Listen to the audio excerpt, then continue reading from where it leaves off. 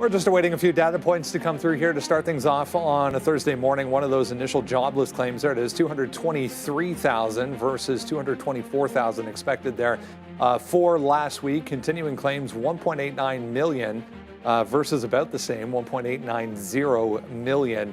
On the continuing side, current account deficit negative 303 billion versus 340 expected. Coming up at 10 o'clock this morning, we'll get existing home sales data. That's about it. As far as the economic calendar is concerned, that's the NASDAQ right now, trying to bounce a little bit here in the pre-market after a big move to the downside after what happened late in the day yesterday, thanks to Fed Chair Powell being surprisingly bullish, I would say. I think caught a lot of people off guard. A lot of people were expecting a little bit more caution from him, but the word transitory made an appearance for the first time in quite some time. So overall, it was a little bit more dovish than I think a lot of people were expecting. Someone needs to get fired in his comms department, Brendo, because that is not the right word to use, a very tone-deaf word for what happened in 2021. Yeah, lots to talk about today. I mean, the market really did rally. He was pressed on tariffs multiple times. He gave wishy-washy answers. It could do this, it could do that. So we really left without knowing too much about how he felt. But, you know, he did make some statements. We'll cover that in a little bit. Tesla in focus today, a bit of a recall there, but they get the nod from Piper Sandler as well. Microsoft in focus, Darden reported, CVX as well could get their license extended in Venezuela to continue drilling, and then PDD and 5 both reported. Yeah, Tesla interesting, 1.3 right now to the downside. Nice bounce back for Tesla yesterday. We're starting off with as you were saying, this recall notice. Apparently some of the panels are falling off Cybertrucks, so probably not good if it's metal, a steel panel falling on the highway at speed. Can't be good. Also, Nike, there was a note on Nike. Nike, after the close tonight, will get their earnings, quote unquote, bracing for the worst revenue drop in 5 years. So preparing people, I guess, beforehand, but Nike not really doing a heck of a lot right now, down 0.1 to start things off. You mentioned that Tesla note. We'll talk a little bit about Nvidia coming up as well. Obviously, it's Quantum Day. Yep. They're going to spend $100 billion a year for the next or more than $100 billion a year for the next 4 years on making chips. So $500 billion over the next 4 years going into manufacturing. I can't wait to hear exactly what we've got in store today. A lot of quantum names that we trade on the show, Brendo, are actually going to be at GTC today. So be ready for that. We'll be covering that for you guys, obviously. But yeah, quantum in focus today. And we'll have to see exactly how they move. Yeah, negative right now for most of them anyways. Good morning, guys. Happy Thursday. Good morning, everybody. And Thursday already, huh? It is. It was a wild day. It was a wilder day, I think, for moves and on Fed than expected because we got nothing, which we all knew we weren't going to get a cut. I actually think transitory is the right verbiage this time because if inflation or price increases are based on tariffs, then that's going to just shift supply and demand in the short run because as you adjust to new prices. And in theory, you get a new equilibrium, and it shouldn't be, like that's the idea, is that it shouldn't be long lasting because you find new equilibrium. When you print gobbledygoops amounts of money, and in COVID, that shouldn't be transitory because you're just flooding, like everybody is just flooding with new money and same amount of goods. Like that's a different story. So anyways, I actually think it's the right word this time. I think obviously we're concerned, right back to being concerned about earnings again, so it's a big one tonight, a couple tonight. FedEx, Micron, and Nike, all going to be pretty big.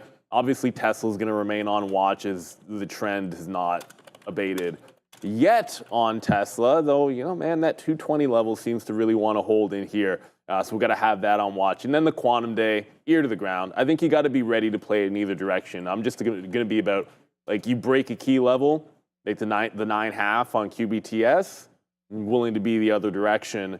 But ideally, it's always more fun if it rallies off of 950. So there is a lot to watch today to keep your ears to the ground and listen to, no doubt about it. And remember, those big levels that got put in at the highs yesterday on the Fed, and then anything that held that support, I always like those levels the day after. So that puts that Intel back into play, of course, as well, because that was a good 24 half level we had the afternoon. Yeah, Intel, I wrote down between 24 to 24 half going short there today. Yeah, look, I think transitory is a great word, and we should all appreciate it because the last time that was a big issue, the S&P 500 was up 27% in 2022 when inflation went from 1.4% to 7%. We rallied 27% in the stock market. Inflation went up 6x, and we rallied 27%. So I mean, as soon as you think something, you just know that means the other way is going to hit. So I'm good with it. I'm not good with this move down here today. I was hoping for a hold. So I am looking long. I think that this is just going to be an early flush here. Yesterday we were great with the NASDAQ, and I just think that it's the #1 trade idea. The sticky note is now out.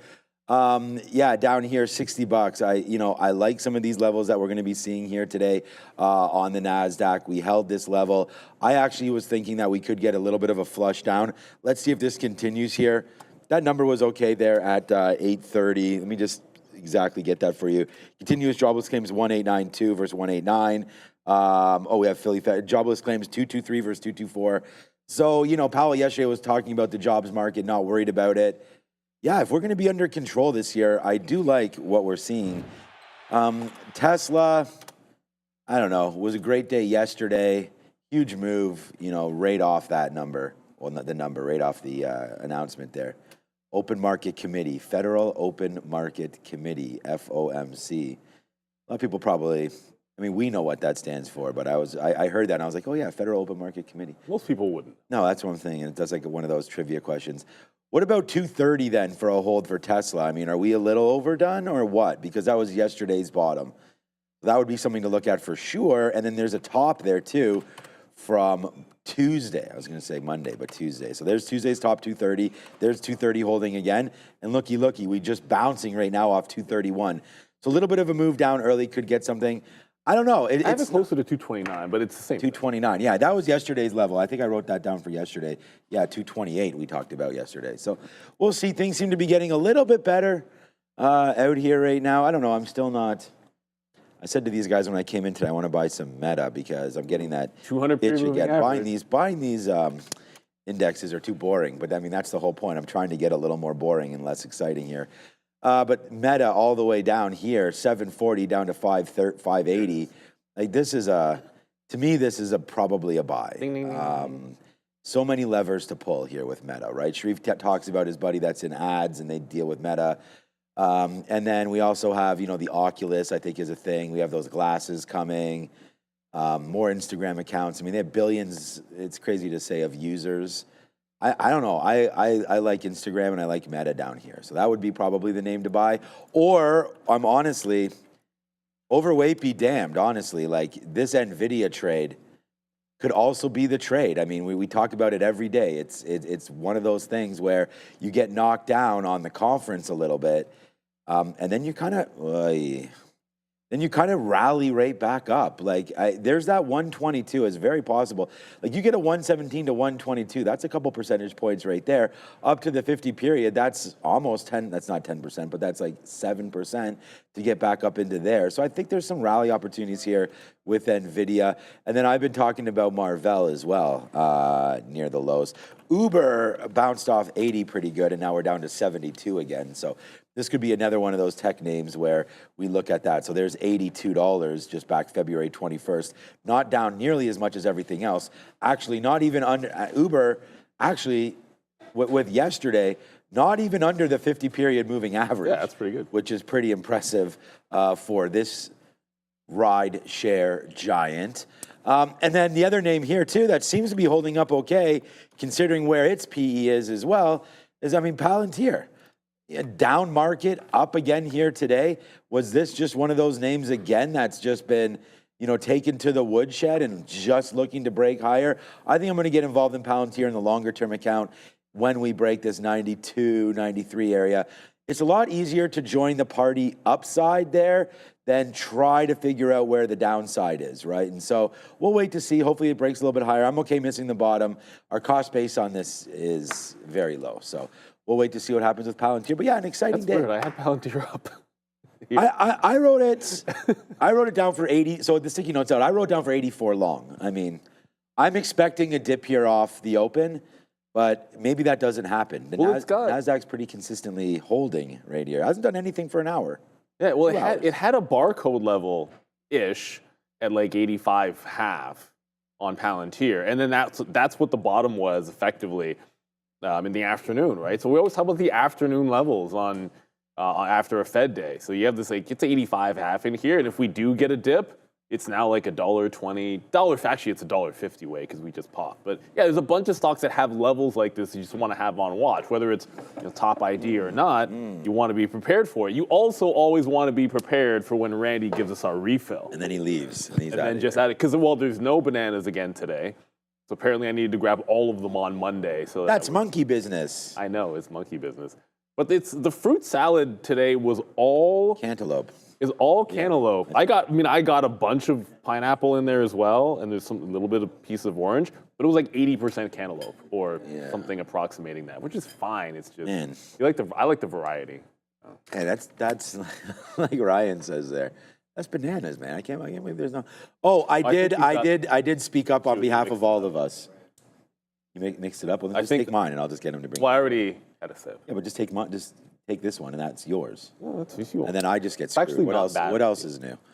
But no. At the end of the day, I don't even remember what I was gonna say. All right, so we'll just keep on going here. We got Joe's walking in the building right now. Fabian, Andre, everybody's here. We're ready to rock and roll. It should be a good day. I'm not sure if we have a guest coming through or not, but it'll be a packed up day no matter what. Oh, I have good news. Good. Remember I was telling you that a buddy of mine sent this in my fantasy league chat. This dude hates the Minnesota Vikings. I'm just going to get that out of the way. Right. So the reason he posted this, he found something where someone asked one of the AIs who's going to win the next 50 Super Bowls. And so this dude is already wrong. It only He's a has Green Bay San once. Francisco fan who hates the Vikings. But I'm just going to point out that AI thinks the Bills are going to win a couple of Super Bowls. The thing that stands out is San Fran this. can't win this year, so I'm already. Aztecs. AI predicting that there will be the Aztecs, which I'm presumably will be a new team in Mexico. What AI did he use? That's a great question. It says I have to check. This That's out, just some. I think that's just somebody's thing. I don't know if that's AI. No, it's. Somebody asked claiming that they asked AI. Oh, okay. Not your buddy didn't ask. No, okay. He didn't. It was somebody sent it to him. It's completely wrong though. Well, I don't think San Fran has any chance to win. Right, and Green Bay is winning. This is reasonable. That's reasonable. Like all of everything. You got another team right there, the Monarchs. That's another. Oh, I didn't even notice the See, Monarchs. that's the London team. That'll be the London then. There you go. So London and that makes more sense. London and Mexico City, I think, make Bonjour teams. But as long as the Bills get one, I'll be happy.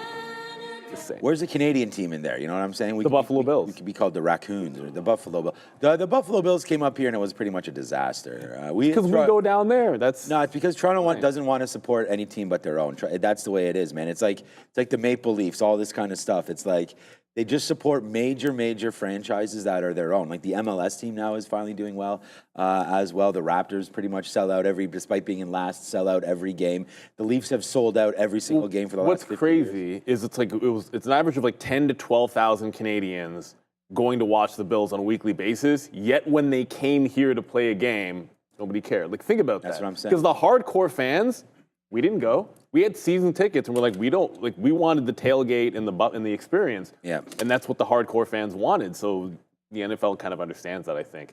But at the end of the day, man, 49ers suck. Yeah, they do suck. I agree with that. This year. I don't think they had much of a chance. CMC's hurt. They got rid of They Debo. still got Brock Purdy. That's nice. Yeah, CMC. If CMC is healthy. They're like AMD right now. It's like it could work out in the future, but right now, not Bosa. Who is their pass rusher? The other Bosa. Yeah, the other Bosa. The I young was gonna say Bosa. because you guys got the other The one. beast Bosa. You guys got. We have Joey. They've got the old washed up let go one. Nick Bosa. That guy's a freak. All right, but I did see it there for Sharif. I mean, we have in the next 5 years there was a Cowboys on there as well. So it was right there, the eighth one. Yeah. Yeah. All right, that's a lot of that. So we'll figure it out there. It should be a good day for quantum names as well. We'll be looking at some of those. QBTS, we've nailed some of those stocks lately as well. Rigetti, IonQ, QBTS, maybe some Google. I don't know. There's that Nvidia conference, quantum, that can be talked about today. So we'll figure it out. But all right, let's go back over to the desk.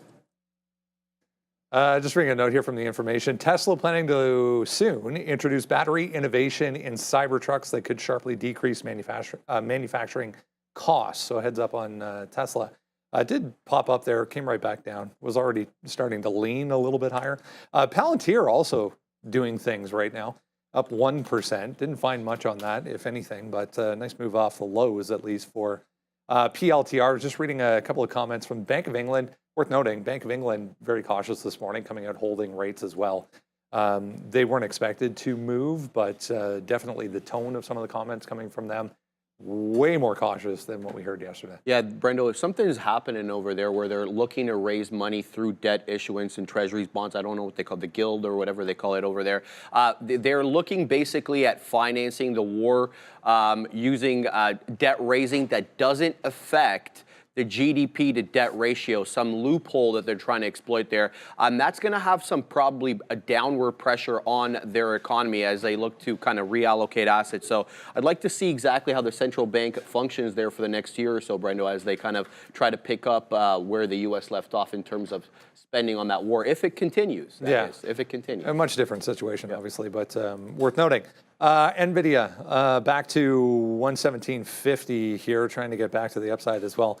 It's red, but only just here to start things off on Quantum Day. Interesting look here for Palantir, though, guys, to start things off, showing some strength. Yeah, I mean, there's no particular reason why it spiked, but a few names caught a bid. So, like, just to give you an idea, like you had, if we come to the chart for a quick second, like Tesla did a bit of a spike on the number. It's not huge, but it was a couple of bucks, managing to hold on. Nvidia went like 70, 80 cents. So Palantir's move wasn't crazy. I just think what's interesting about the stock, and we've already talked about the sort of levels, shot like 84, there was like 85.5 is right around where you had that support in the afternoon for the Fed. But what's interesting about it as well is look at the kind of, I don't want to call it rejection, but the hold underneath the 50-period moving average. It's just hugging it, begging for a breakout above, which would be at 90 bucks. Like it's just all the resistance underneath it. It's poised to go. And with the market weak, I always look for dip buys in strong stocks as opposed. But there's another one out there, which is the opposite of Palantir at the 50 period. That's SMCI. SMCI has been hugging the 50 period above since the beginning of the month. Like there's a couple of wicks underneath there, but the one time you actually opened underneath, it was a big rally day. So 38 bucks on SMCI. It also, I mean, it happens to be yesterday. It's yesterday's low as well. Like that's where the stock has been bouncing. But yeah, it's been hugging that 50 period.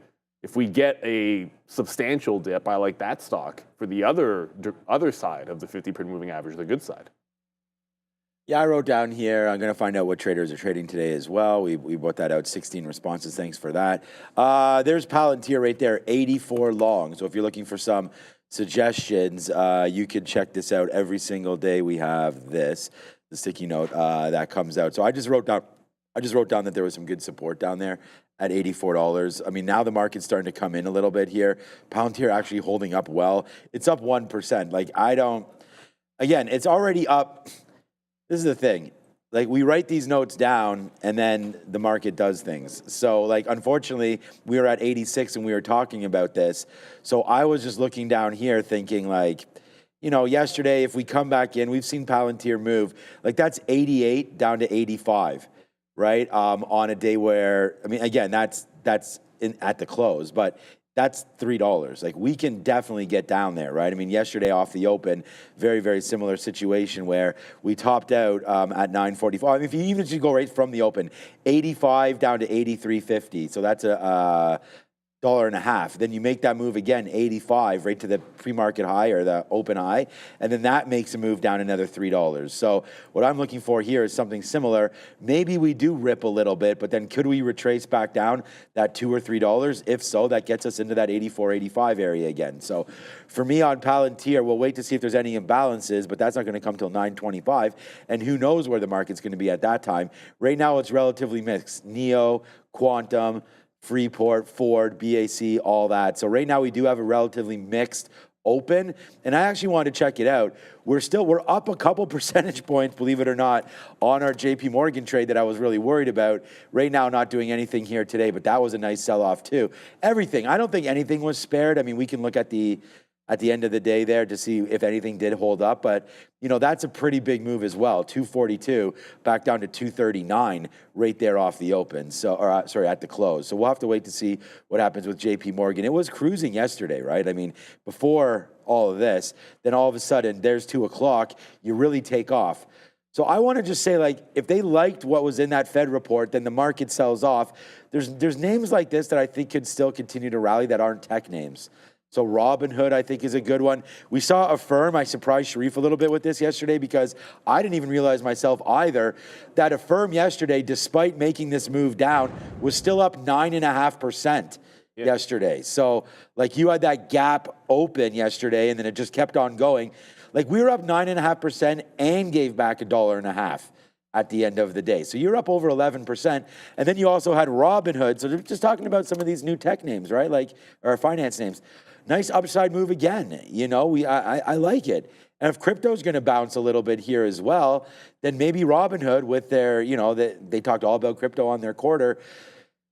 That was one of the names, man. It fell right back into here. I feel like this is going to be like a DraftKings, like a Robinhood, a Firm type moments where some of these beat up names just continue to get back upside. So, all right, a couple interesting names there other than the Mag 7 to look at. We started with Palantir, we end with Robinhood. So there you go, a couple of gems from 2021, 2022 there. And we'll see what winds up happening. But of course, Palantir, a 25-year-old company. Yeah, it's been around a bit. Robinhood just feeling ways. And SoFi yesterday saw 13. It was a wild before tanking. So that's so much. You guys maybe you don't have the largest account or something like that. SoFi being $13 was $13. What is it today? 11? It's 12.5. Okay, so it's not. That's the prior. So the down prior like that. high before yesterday was 12.5. But that 13 looks like a decent level, so we'll see. SoFi down 1.5%. Okay, does Micron report today? Yes, they do. I was going to say, we've got Micron. I think we've got Nike. We've got a couple big shows here. Join me tonight after market with the recap show. It should be a good one. So, all right, good. Ready to rock and roll. Perfect. All right, let's go back over to the desk. It's our interview of the AM. Andy Lindloff with us from Trade Ideas on a Thursday morning. Should be an interesting morning coming up here, Andy. I mean, different feeling today coming off what happened yesterday with the Fed.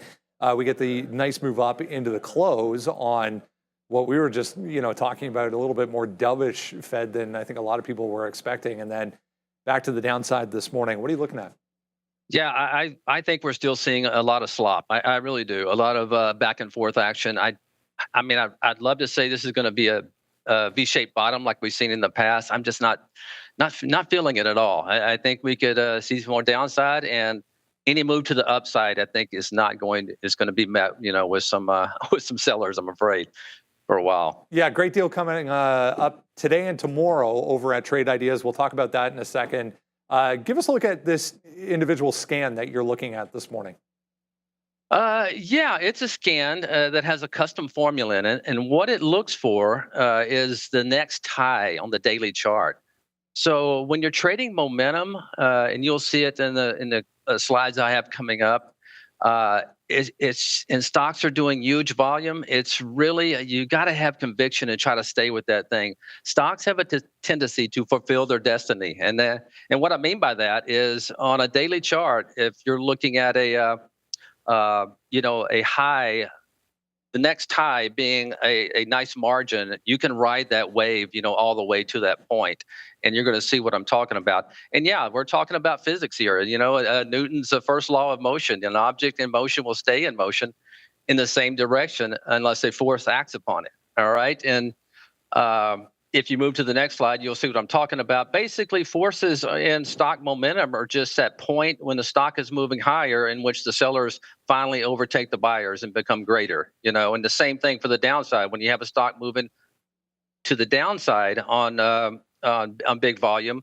that point where the forces are, or when the buyers finally overtake the sellers. And these areas should be in technical areas like resistance and support, or key moving averages, or trend lines. Those are the three that I really like to use, when I'm trading momentum to the upside. Now we're talking about day trading here, and this is a great analogy I always use for my people I'm mentoring. Is think about a log in a Category 5 rapids. That could be very similar to volume when a stock, when it's pushing a stock higher and higher. It's more likely when you have that huge volume like that, just like that log in that category, 5 rapids, it's going to continue to push that log, down the river. And this right quick is just this is our configuration for this, and a fellow Canadian of yours, Barry, our moderator in our trading room, he kind of created this. It's a custom formula which everybody at Trade Ideas can have access to. And what it will do is show you the next high on a daily chart. And that's where you need to have conviction when you're trading these things. And you can also see there, you want to look for volume. You want volume pushing these things higher, and not just anemic volume, because more than likely it's going to be that log in a meandering river getting caught up in debris, So, and here's a great example. You have Baidu. This was on Monday. Okay, so look at that relative volume at the open, and look at that 1 minute volume, just huge volume. And now look at the arrow over there in the far right column. That's telling you the next high is over $3 higher. And if you pull up this next high, the next slide, you're going to see what happened. There's your signal. Our blue line gives you a signal in our technology, and then you can just ride that wave. It actually went through that next high and went another $2 higher on top of that. So what I tried to get traders to do when you're riding that wave of momentum and you got huge volume behind it, look at the next high. That's typically worst. I mean, I'm serious. It's probably 8 times out of 10. It's going to go to that point. And just like Baidu there, and I'm going to give you another example in the slide coming up. This is Tiger. This was on Tuesday.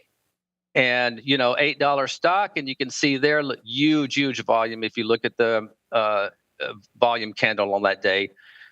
And there you have it. And there's your move. It was doing huge volume, and it did hit that next high. And just like Baidu, it went even higher than that. So it's really important, guys. I know a lot of people out there like to scalp, take 25, 30, 50 cents, whatever. But boy, when you get these setups like this on huge volume and you see that next high on the daily chart, try to ride that out, And this is what I said in my wisdom for the road ahead, focused on the daily charts. Okay, that's where the true picture of where a stock may get hung up at.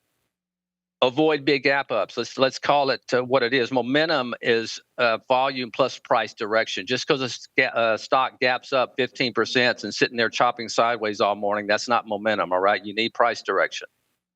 All right, and don't take 30 cents out of a $3 trade. I know a lot of people out there are scalpers, and if you make money doing it, that's great. But the people in day trading that I've seen over the years that make the big bucks are the ones that sit there and ride these waves, and they actually add to their position as it's heading toward its final target.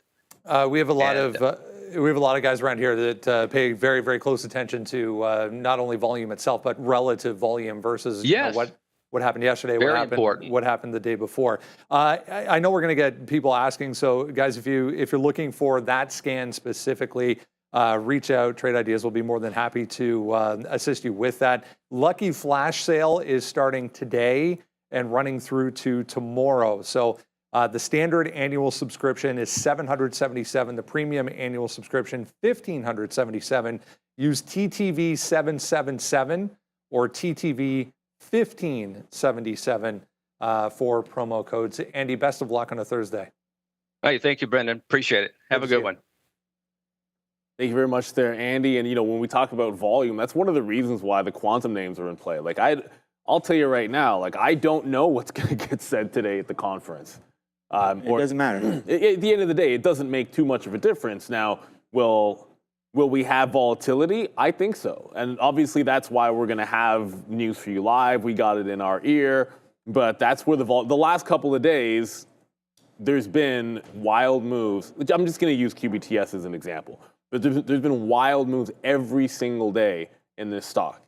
Like you've gone 10.5 to $12 to $9.50 to 11.5, 11. Like the weakest, like the smallest move was yesterday, top to bottom, over 10%. And if anything, like you have a nice declining wedge into a support level at 950, so that's the price area that I'm kind of targeting playing off of today. Obviously, If it does something parabolic into resistance, that's a different story.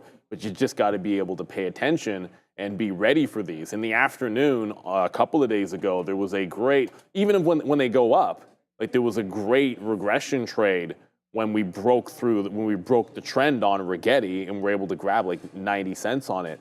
And again, I don't know what'll be said, so you can never necessarily pick direction, but there's setups off support on QBTS. There's setups pop and fade for reversions if they go parabolic, because we know that's where the action is likely to be. Can't know for 100% for sure, but you got to make a guess where the volume's going to be. And once it starts confirming, jump over. Look, I've been saying that forever. I want to thank Andy for repeating it as well. And that is like, how many times do we see monster moves go down? I mean, I'm picking up small shares here, getting out, and then when it drips down, like that's $8 right there. We're not talking about small trades here. Even here, 12.20 up to 12.40. That's only 20 cents on a $12 name. And then look at yesterday. I want to talk about what happened. I mean, these are all great trades. And I mean, there's an Nvidia long, Nvidia short right there, 119 on the conference. That dropped to I was just printing this here. It dropped lower. We are actually in this name down to 114, 115. That's $5 in an hour right there on Nvidia. Here's where we talked about QBTS 1050 with that spot back up. And then some will talk about their trades and others will actually have them. I mean, this is the other thing here. Look at Palantir, 85.50 right there down to $83. So there are capabilities here of grabbing. That was a fun night last night. Capabilities of grabbing some nice moves. So yeah, thanks Andy for coming through and just, I think he's right. But at the end of the day, you want to do you. Right? I mean, we talked about it a couple times ago, going 2 for 8 or 1 for 4 or 3 for 3 or whatever. At the end of the day, the ratio has to be your P&L. So if you're scalping, great. If you're taking bigger plays, great. But at the end of the day, you're the one that looks down and sees where your net's at, right? So just make sure that you stay in your zone, stay in your, what you're trying to do. And everything, I think, will be fine. But look what's happening right now in the market. As we had talked about this a little bit, Palantir could be coming into that $84. It's a nice move down. I mean, has the selling started already? We are looking for NASDAQ longs. We're going to go over to the desk in a second.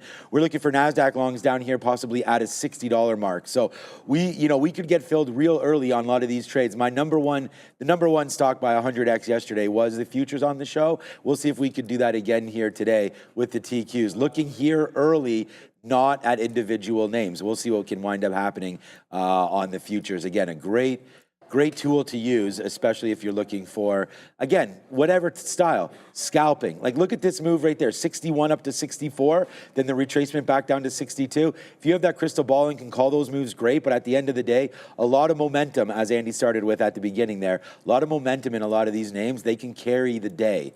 So it only takes one trade to make your day. I think we've been proving that over and over. All right, guys, 57.30, that's where we closed out yesterday on the ES June contract, Brendo, with 57.60 being the overnight high.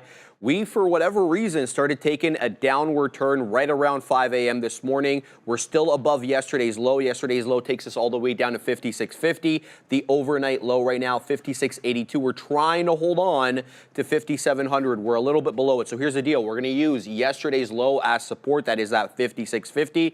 We're going to look to overnight high at 57.60. As resistance. If you haven't done so yet, make sure you grab the absolutely free watch list. Comes right to your inbox every single morning. Jump down to the description of this video. Top link will get you there. All you need is your email address, and then you get your homework done for you. Has everything you need to know in the morning before we come on at 8:30. About 1.5% here. Yeah, the overall market leaning pretty hard here to the downside right now. Tesla, 1.5% here also. Trying to lean back to the downside. What a sell-off after the close yesterday for a lot of these names. Tesla, one of them. Yeah, so a couple of headlines on this one. Obviously, the recall for the side panels, the metal panels, a bit of an issue. So we'll have to keep an eye out on that. That is their first actual physical recall this year. They had an issue with the pedal last year. Now, with respect to Piper Sandler's look on Tesla, they did lower the price target, Brendo, from 500 to 450, but did maintain their overweight rating. They're actually cutting the 2025 delivery forecast due to factory shutdowns and the Model Y changeover. So we'll keep a look out on that. They're also saying other firms likely will revise their delivery estimates downward downward. Now, with respect to what's not included in that $450 price target, it's the humanoid robots, AI as a service not included, so there could be more upside. What is included, auto, energy, and the full self-driving business. Yeah, we'll see. I mean, it's trying to hold right now at these aftermarket levels, guys, but not strong.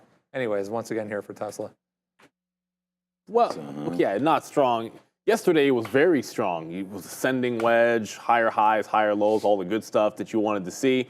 And it also has like that prior, well, it's got two things on it. If things go out of hand, we still have 220, 222, which has been support, but then we always like support and resistance, and especially when support turns into resistance, the resistance turns into support. So right down here at 229, I mean, pre-market low, yesterday's low, prior day high. Try to keep it pretty simple over there on Tesla. For long term, yeah, I mean, look, the trend is down. Like, what are you going to say? Like, you're not glossing this one into something that it's not. Right now, the trend is down. We have that temporary bottom from last week. If things get out of hand, because you're only 1% away, just 1.5% away from that 229 level, so that can happen really quickly. But if it loses that level, like I'm not fighting it for $8. You wait until it gets down to the next support level. Yeah, so I know my guy Joe there dumped some of this yesterday, or all of it yesterday, and then it went up 5%, but it's giving it back today. That might have been a good move. They're weaker. The weakest name here, not the weakest name, but when you're looking at it, it's double the market right now, back into the downside. Look, I just keep on seeing, like, there's just so much negativity around Elon and around, like, Doge and all that stuff. It's kind of like, I'm starting to think like when there's blood in the streets, it's like we need to be going in there and buying. Like, how much of this stock actually is deserved to be down here if we take away our political opinions? And I know that Tesla's not selling cars as much as they were. Model Y was still the #1 sold car last year. And I mean, let's not forget, like, there's still two sides of the aisle. So like, sometimes it's the loudest bark that winds up getting heard. So like, we'll sit here and we'll always talk about all these problems and talk about how Elon's lost his way and this and that. But is that not already built into the stock at this point? Like, like we had a huge move up, and then so now all of a sudden this comes back in, and then we start highlighting all the negativity around Tesla. Might not be a popular opinion here, but I'm like thinking buying soon. I'd like it to get above the 200 period moving average. That's 280. You may feel like you've missed the bottom, and you have if you buy 280s. But let's just let it settle down a little bit here right now. I'm not, as far as buying it in the long term, I think if you haven't owned any or you have a little bit of cash on the side and you want to nibble at these levels, I think it's fine. Autonomy is not going anywhere. Nvidia is dropping billions and hundreds of billions into the AI game. Tesla's going to benefit from better technology, more information out there. So for me, I'd like to play the dip buys, but unfortunately, I think, I said 228 yesterday could be a good level. I don't know. We could get a whoosh today in the market, and I'm actually thinking we could be testing much lower than that. 224, 225 or so for Tesla. I could definitely see that coming into play, and we wipe out everything that happened yesterday. So I'm looking a lot lower than 229 here on Tesla. But that doesn't, again, the market could open up and blast. It's just we're underneath right now, and we're starting to feel some kind of ways, about what's going to happen here today. You take down this 19,750, and guess what? We can't even call this guy anymore because he's already said what he had to say yesterday. So who's going to come in and save? Not much. Who's going to come in and save this stock, right? Who's out there buying AMD of all things? We know what happened. We know it's not this guy. What's going on? It's broken? No, it's not broken. It's fine. I think it's because you keep on hitting something over there, my guy, right there. But yeah, I don't know. That guy's sitting on cash, and their stock is at all-time highs. And you guys remember just a couple months ago, I was sitting here right on that desk, right on this desk, saying I'm buying some Berkshire, and that was a good one. I was buying this instead of the index, and that was just like, in hindsight, a great call, but really just a fluke. Like, I liked and we're long down into here, into Berkshire. Like it was down into the 200 period moving average. And I was like, all right, I know the guy's 114, but I trust what they're doing over there. And that was a great move. And again, you know, remember when we were worried about the California wildfires? That's when I was sitting in there buying the insurance giant Berkshire. So we'll wait to see. We're just talking about their holdings. But anyways, that's at all-time highs there, sitting on cash. So I think one of the best ideas I've had for sure was getting into Berk and getting into gold, which is like complete opposite of stuff that I'm normally doing. So that's going to work out right there. Looks like we're going to go talk about PDD. Flying its way back higher right now after not a good report and starting the morning pretty ugly. We get all the way down here to 114. I mean, 114 to 122 in the pre-market here for Pinduoduo. That's a decent move. That's it. Not a bad move, Brendo. I'll take that for the pre-market. We know how these Chinese ADRs kind of trade. They kind of fade off into the day. We'll keep an eye on this one. So the earnings report, adjusted earnings came in at 2015 yuan. That beat the street's expectations. Adjusted earnings grew 16% year over year, but the Q4 revenue was a bit of a problem here. About 110.6 billion yuan. That was well below the expectation of 113. So a bit of a miss. It did, and by the way, sales growth, I should say, slowed significantly. It only rose about 24% this year. Compare that to 44, 86, and 131% of the previous quarter. So a bit of a drop there now. It's actually trading, the stock that is, below its 200-day moving average, and it's still 30% lower than the 2023 high, so we'll keep an eye out on that. And some of the reasons is the rising competition. They're facing competition now from Amazon, launching its own discount-focused platform, very similar to Temu. And both Alibaba and JD.com reported stronger than expected Q4 results. So the ball now is in PDD's court. And obviously the market reacting a little bit, or overreacting maybe a little bit initially here, guys. We're trying to get back to 122 right now, maybe testing those highs again. It was almost down double digits at one point on Pinduoduo. And at the end of the day, like this was, and we're talking about this in the aftermarket show in anticipation of this has not been the best of the group. JD's done better recently. Alibaba has done better recently.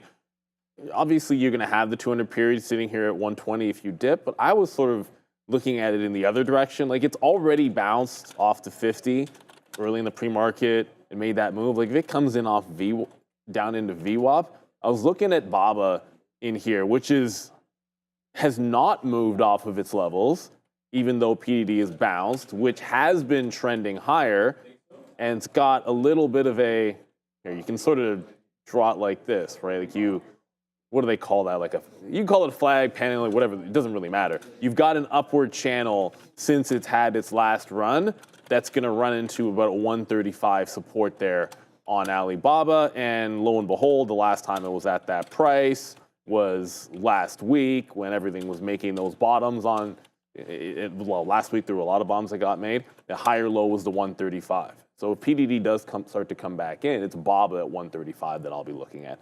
Just never really trade PDD all that much, to be honest with you. Yesterday, we had that Alibaba in and out of that one real quick. That was one of the better decisions that we had made yesterday. We were trying to go long, and then we, Spidey senses hit, and we flashed out of that one before it dropped like $3.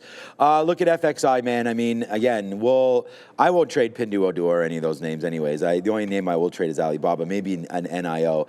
All right, so FXI is way down, so it's a nice move back in, and we actually took down this 37.50 level that was somewhat key right there. So 37.50 on that gap up. We've taken that, and now we're starting to go a little bit lower. So for me, I think this is a short now at 37.50. So I should have actually put this one on the watch list today. 37.50 right there for an FXI short. So I like that play. I think I like it a lot, man. I mean, some of these names getting hit to that downside. Yesterday's BABA, we had written down at 142.50, and then when that came in, like it just basically like a rock right there off the open. 143.50. When that came in, we got out immediately. That dropped all the way down into 142 before just battling right back to the level that we had indicated as a long, 144. So that was a great top all afternoon, that 144. And again, it was on the sticky note as a level, but we had it long. Dropped it once it broke. So there goes Alibaba, man, absolutely crushed to that downside. We're out of Alibaba. We got filled at 140 the first time. We were not liking life when it was up there at 148, but now it's feeling pretty good. I'll be buying Alibaba never. Coming back in a hurry here, 6% still to the upside for FIVE, but well off the highs at this point. Much better than expected. If you zoom out on this a little bit, you get a better idea. Much better than expected report here after the close yesterday. Absolutely, Brendo. But the company is facing some pressure here from the new tariffs imposed by Donald Trump, as over 60% of their goods come from China. So CFO Christy Chapman outlined the steps that she wants to take in order to help out on some tariffs, including vendor collaboration, selective price adjustments, diversification of sources, etc. With respect to their results, how they posted a narrower than expected decline in same-store sales, which fell about 3% versus that 3.3 that analysts had been looking for. They did report, as you mentioned, though, better than expected earnings and revenue that well met analyst expectations. With respect to their outlook, they are looking at a lower than expected profit outlook, but their revenue guidance for the full year 2025 was above Wall Street's estimates. Probably the biggest earnings day of the week coming up after the close tonight with Nike, among others, set to report, guys. Nike, FedEx, and Micron, big ones to report. FIVE was the only one reporting, and the 9% short float, it was set up, and we were talking about this, that, hey, if it can go more, it was a 12% expected move. It kind of tapped that high and pulled back. And if you want something to squeeze, it needs to be looking like it wants to break out the top and scare some shorts. So the fact that it's pulling back off that 85, instead of consolidating for a continuation move, kind of throws it out the window. There is an upgrade today that could be a potential squeeze play that might look, it's a little closer to happening, would be Carvana. Carvana got an upgrade. It's been holding a nice little consolidation area off of a recent low, kind of eyeballing that 190 level. It's not there yet, but I think that's at least a decent possibility, if not today, tomorrow, if you're looking for a squeeze play. Because to me, that's all FIVE is. Like, what do you, if we fall all the way back in, if it fills the gap and goes back to the prior resistance level, well, if that happens, there's a bunch of other better stocks that I'd rather take a shot looking at that dip by long. This was, if it squeezes and can take out 85, it would have been interesting. Maybe we see Carvana do 190 today or tomorrow, maybe next week. I think that's a little bit more imminent than FIVE.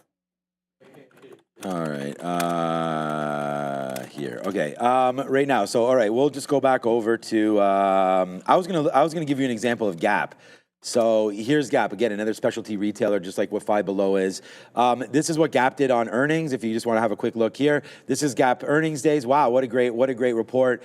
Congratulations, everybody long Gap. That's nice, is it? And then you come all the way back down just like that. This probably is going to happen to Five Below. I mean, if the retailers are strong, then and again, I know they're a specialty retailer. We saw A&F last year. We saw AEO as well. We got a lot of questions about A&F and how exactly it was going too crazy. There's a lot of people that love Walmart, and Walmart has gotten absolutely shellacked over the last month. I mean, 106 down to 86, but it's still holding that 200 period. You don't see this too often. I mean, look at, again, Walmart, right? Like, the last time it even broke, that's right, that's split. So I'm just going to go back again and just show you this again. But Walmart, the fact that it's under the 50 period by so much, if you're going to like anything, there's nothing here. We've never really, and I don't know why this is not going even further on the 200 period, but it doesn't matter. The point is we haven't been below the 50 period like this. This is 2023, so we haven't been like this in forever. So the market, a little bit of a correction, fine. We've seen 10% moves in the S&P and in the NASDAQ like it's candy, right? This move here in Walmart is something that you don't see. So that has, a lot of traders like the stock up here. I mean, now you got to like it even more down here. So if this is, I'm not in it yet. I'm waiting for 70s. Hopefully that comes through. I don't know anybody that liked it up top there. Really? This got upgraded. This Walmart is one of the most loved stocks. Analysts maybe. Analysts. Well, that's what I'm talking about. Okay. Fine. Yeah. So analysts up there, but nobody sold up here, right? And so that's the whole idea. Well, never sell that stuff. Right. Exactly. So that's the whole point. So just by holding on to it, actually, look, I'm in the same camp as you. I'm just not in this name. Just by you holding on to this, you've lost now 15 and another 5, so 25%. And it's just that sucks. But I'm in the long term. I know. Look at it. Yeah. But you still lost unrealized. We all did. But I've never been look at me, I'm up 100% on Walmart. You've never heard me say that. Right. Because I never sold it. I never sold any. So it's like, what difference? It's in the long term. I like the dollar cost average on that one. I just think you got to be careful. Like, and as you were saying, don't look at QBTS, we're talking about the next. You just got to be careful what you like for dip buys and retail, as you said. Like, there's a big difference between Gap and Five Below and Walmart and Costco. That's why I go over to Walmart. Yeah, because like, which one would you rather try to be picking up as it falls down? I don't want any part of Five Below. And why would anybody want, and again, I don't know, look, man, I really don't know too much about their business, if anything. But I do know something about destruction, and it's one of the, it doesn't look good. It gives a very big difference. As a trading vehicle, great. 9% short float. If it starts squeezing, that's always fun. But yeah, like which is the one you want to buy on dips, I think is the question we need to ask ourselves. Yeah. That's why I said Walmart, right? I mean, take that 25% haircut and put it right back, because I think that's, like you said, a dollar cost average. I like Costco. I like all those names down there. You can even grab a retail ETF as well. So there's some stuff there. Yeah, all right, let's go back over to the desk. Is the long-awaited, much anticipated, there we go, Quantum Day. Nvidia's GTC continuing all week long. It's Quantum Day, a long, long list of companies we talk about on this show quite frequently going to either make an appearance or at least be in the crowd, I assume. Hopefully. To hear what Jensen has to say about Quantum. But remember, we talked about this the other day, going back to, it was a couple of months ago. He was the one that actually threw the cold water on this entire group and said it's going to be long, long time before anything meaningful comes from them. Exactly. Right at the election, we kind of got that boom in Quantum. Then Jensen got on the mic in January, tanked all these stocks. They rallied late last year, sold off aggressively in January after Jensen questioned the technology's readiness, saying basically 30 years down the road. Stocks have partially recovered, obviously, since that time. Some of the key developments that we've had in quantum computing recently, Google's Willow chip, obviously very impressive there, Microsoft's Majorna QPU, and then China's weaseled into the race, Brendo, with a $1.4 trillion fund, believe it or not, for emerging technologies, including, of course, quantum computing. Not all that money is earmarked for quantum. Some of the companies that you mentioned are going to be at the conference today. D-Wave, ticker QBTS, Rigetti, RGTI, Argit, ARQQ, and Ionic, IONQ, all ones that have been traded on the show, both the morning show and the afternoon. There's not a lot. I was digging around this morning a little bit. There's not a lot in the way of people throwing out ideas of what we're going to get today, if anything. It just seemed very, very generic. So worth keeping an eye out for headlines this afternoon, primarily, guys, for quantum. Yeah, again, like keep an eye out for headlines. We got a super chat. We'll get to the super chat, Luis, for sure. I'm just going to be keyed in on some key levels. Oh goodness. QBTS, we were talking about this yesterday, the 950 level, on the off chance that it got there, over under there, that price. Descending wedge right into that prior support on QBTS. If it gets there, coincidentally, it's not that much of a coincidence, at $9.54, it'll be 10% down. So if it gets to 950, it's like a mean reversion SSR bounce play. If it can't hold the bid there, I think you start to see a bit of a flat bottom break. So that's the level I'm watching on it. But I'm also willing to just do the mean revert short, which has worked a couple of times, where it does a big trend up and you look for the trend break back in. Now, it didn't do that yesterday, it just dropped at the open. So I'm willing to play it in either direction. Just going to have it up. I paid for locates on this. I did pay for locates on Rigetti just in case that ends up a better mover, because I want to be prepared for it. And then Luis was asking in the chat here, thoughts on DKS, Luis channel. So I guess we were just talking about retail names. Thoughts on Dix. I know a few people that swear by them. Will never go down south without checking them out. And look, I've never owned it personally, but I can tell you it's looking like it's got a great support level. Like these pullbacks, if you're buying it for the long term, I mean, are they going anywhere in 5 or 10 years?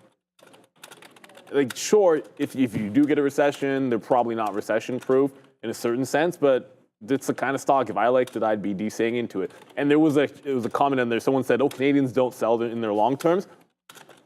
There's a backstory into that, because Walmart, the reason I'm DCing it this year is I never got into a full position on Walmart.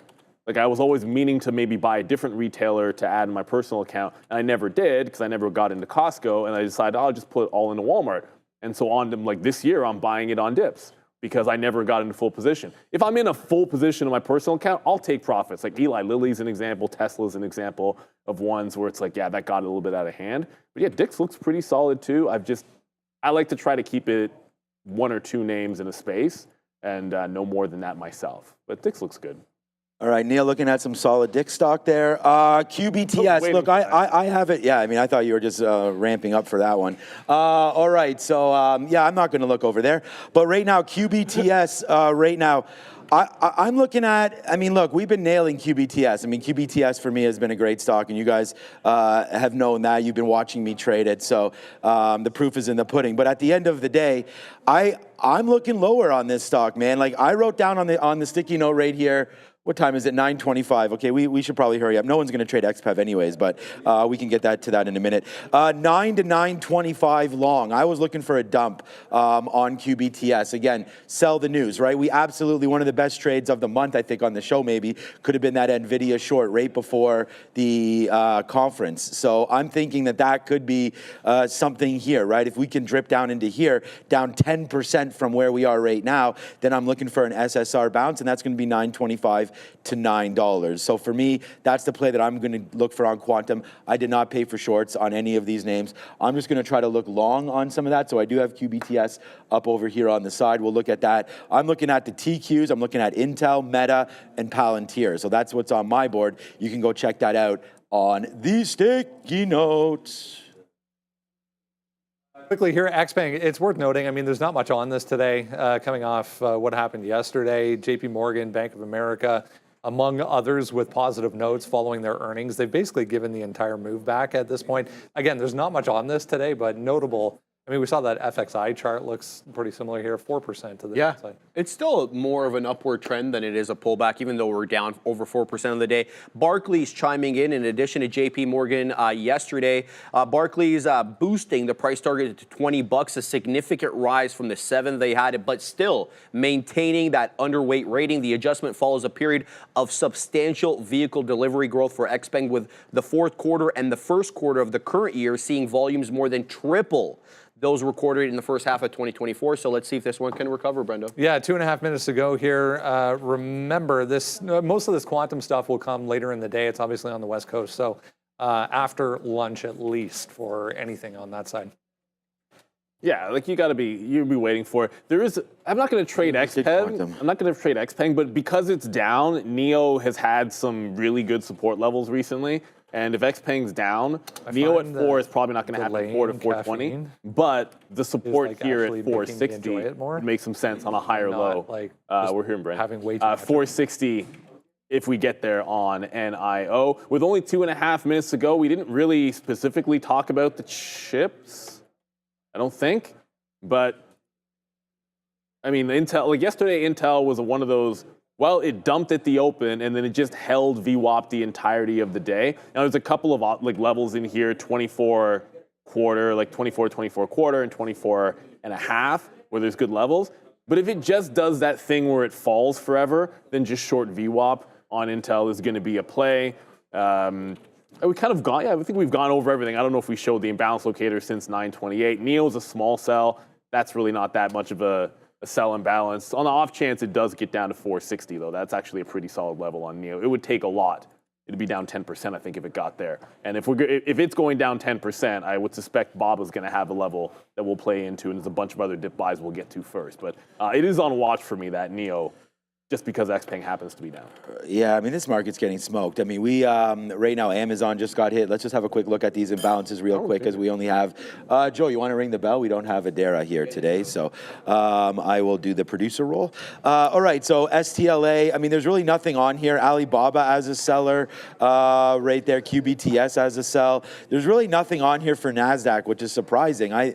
You know, with this move down in the NQs, I thought there might have been something there for the NASDAQ, but there really isn't any big names on there at all. So we'll have to wait to see what's going on there. I am dip buying. This is another name that we didn't talk about, but it's on my radar for sure. Meta, right down here, man. If we can get 575 for Meta, load me up. So we're going to wait for that if we can get that down there. So I do have some bids down there. I do have, and again, you guys want to trade and you know, follow this. The sticky note, that's the one I'm going to be looking at there all day here right now. So we're getting ready to rock and to roll here. Meta, Intel I wrote down 24 to 24.50. I'm going to start it. I do have an offer at 24 for small because it looks like we'll be coming into that very, very soon. And then, Joe, you better hustle up, man. You got less than 5 seconds here, my guy.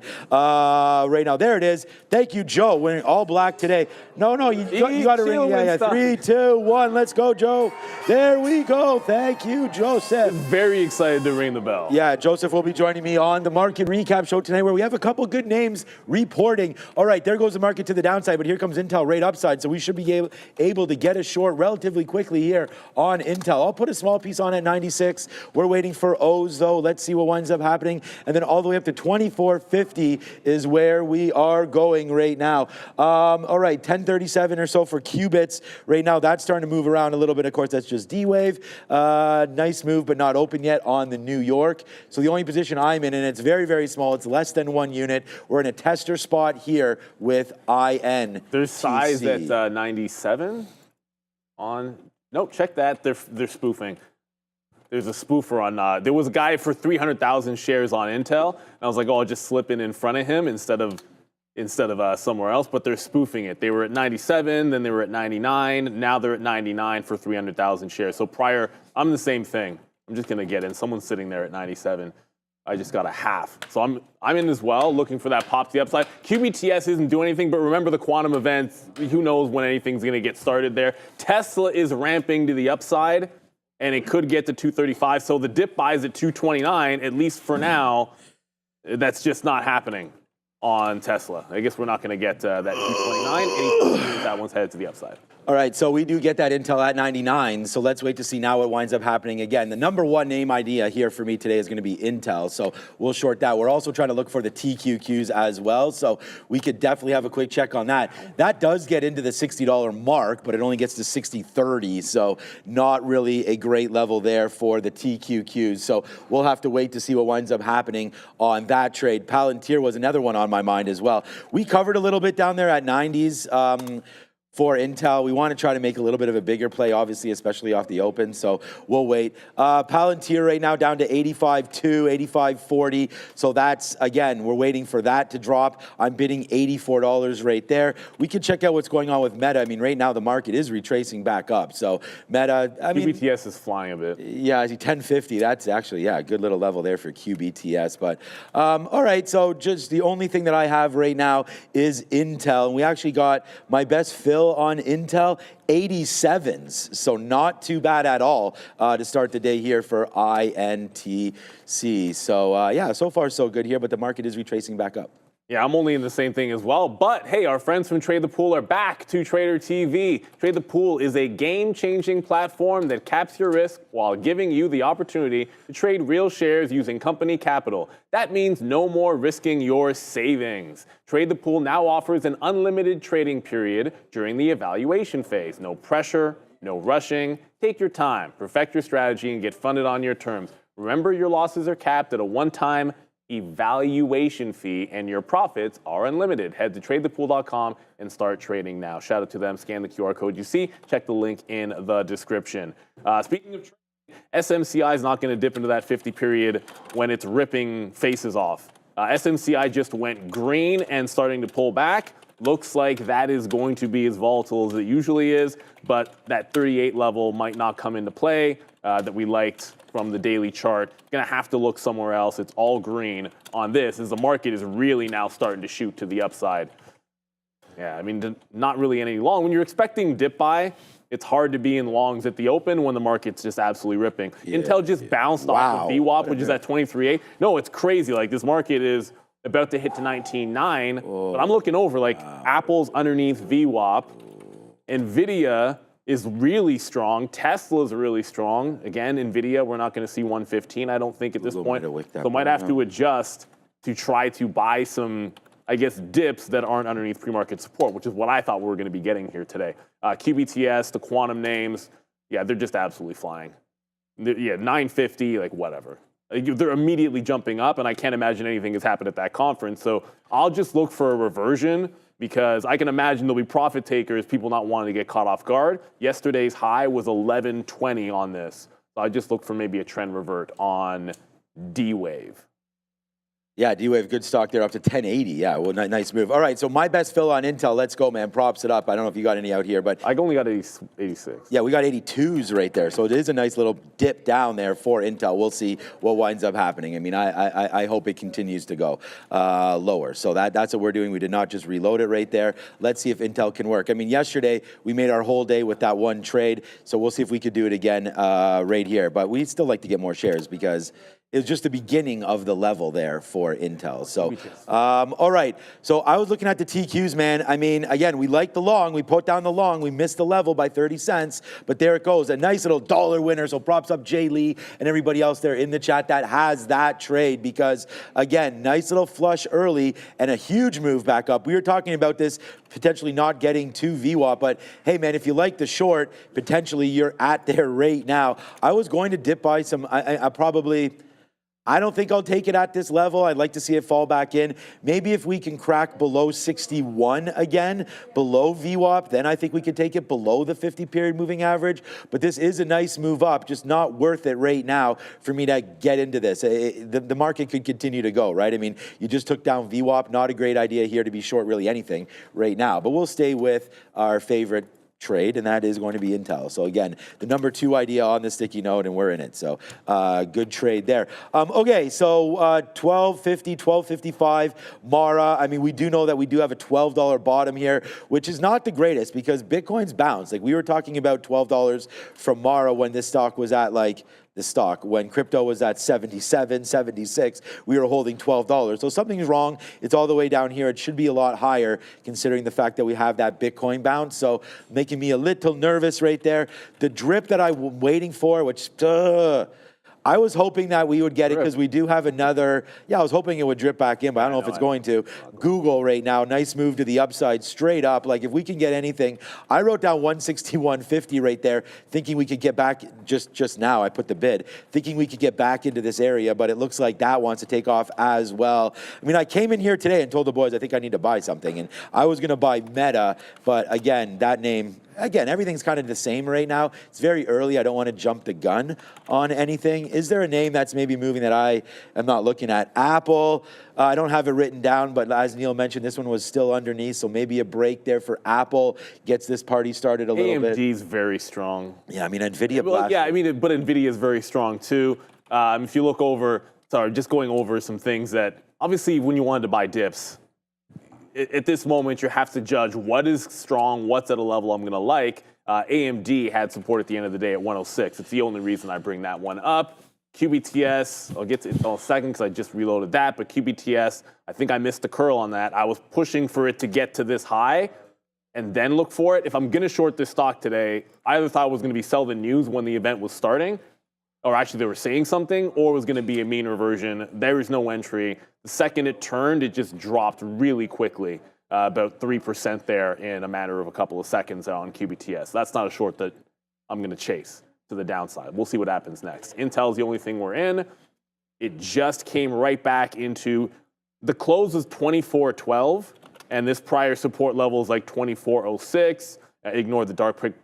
Although this wick does give you the next resistance, which is 24.5. If it breaks out from here and goes green, I want to be out adjacent to that 12 to 15 area and then wait for a chance to load at $24.5. But the dip buy, oddly enough, if you're looking for one, it's seeming like Tesla wants to come back in here. Yeah, I was just looking at that too. It's hitting on the. Do I want to?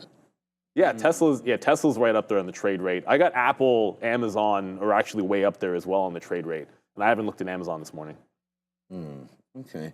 Hey, interesting, Havana Woody. See, I knew someone was tracking what I was doing on the sticky note.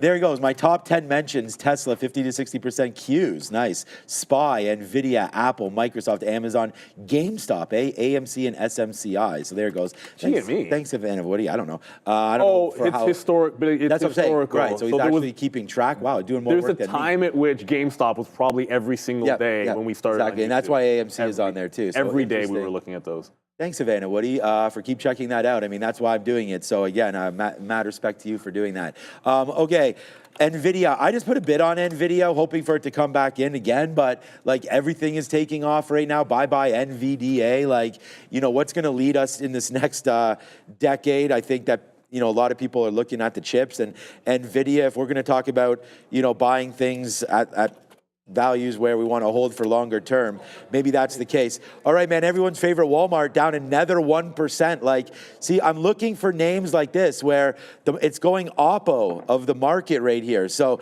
maybe, again, this could be wait for a pop and then the drop, right? The NASDAQ is still taking off here, back up to that upside. I'm not doing anything to Intel until 24.25. Look at Micron. So, yeah, and I saw that in the chat. People looking at Micron as well. Alibaba was down. Oh, I could look at FXI maybe as Alibaba trying to bounce upside a little bit. There's an interesting level there for Alibaba. I'd rather see it up here if we look at a longer time frame. Again, we're not getting back up here, but we've seen Alibaba move $2 or $3 before. That's 140, so that's only $1.50 away is where you get that 50 period and an interesting level of 140. Everybody's favorite EV car these days, the Tesla models. I mean, people are now taking off the Tesla emblem there, which I just think all of this is really crazy that this is happening. But at the end of the day, it looks like Tesla tried to go and is not. So if you're going to look for a short right now, I believe this Tesla could be one of those plays up here around 235, 235.50. So I'm going to try to start it right now, just a starter position here at 40s and 50s. And then I'm just going to watch out to see if this can get up to 236. If the market continues to rip, I'm willing to take a hit here. So I'm going to go to 234.75 for my next piece there. But here it is, man. It's a new position alert. It's Tesla right now into the account. So we'll wait. I'm going to wait for that high to break. That is 236 flat. So if we break that, then okay. But right now, there it is, Neil. Oh, boy. It's a nice trade already. This is what we're talking about, man. We're here to find winners for you. And there's Tesla, 70 cents. Sharif, as quick as you like. There we go. We're taking something from my guy over there. We get out of a little piece there on Tesla as it moves all the way down into 232.80s and change. So here we go. Let's wait to see what winds up happening. Still early. Actually, it's 9:41. I thought it was actually earlier than that. So. Yeah, we've got the first 10 minutes definitely in. I'm going to try to get QBTS here for the first time. It's made a distinct high and a lower high off of that. So you've got $11 sitting out there and $10.95, the local high.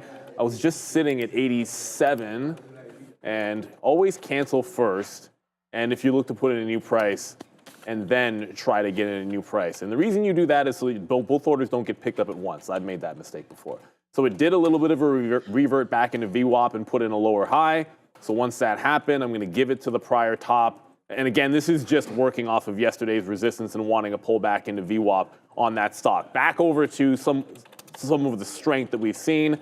NVDA holding, hit enter twice, there you go. Yeah. Holding well above VWAP. I thought maybe this on a dip or AMD. And AMD, it's a tough call, but I'm going to go with Nvidia. It's essentially the same chart. You know, you're not really getting too much of a difference. VWAP here at 118 is going to make just as much sense as looking at AMD. So I took the first shot at QBTS.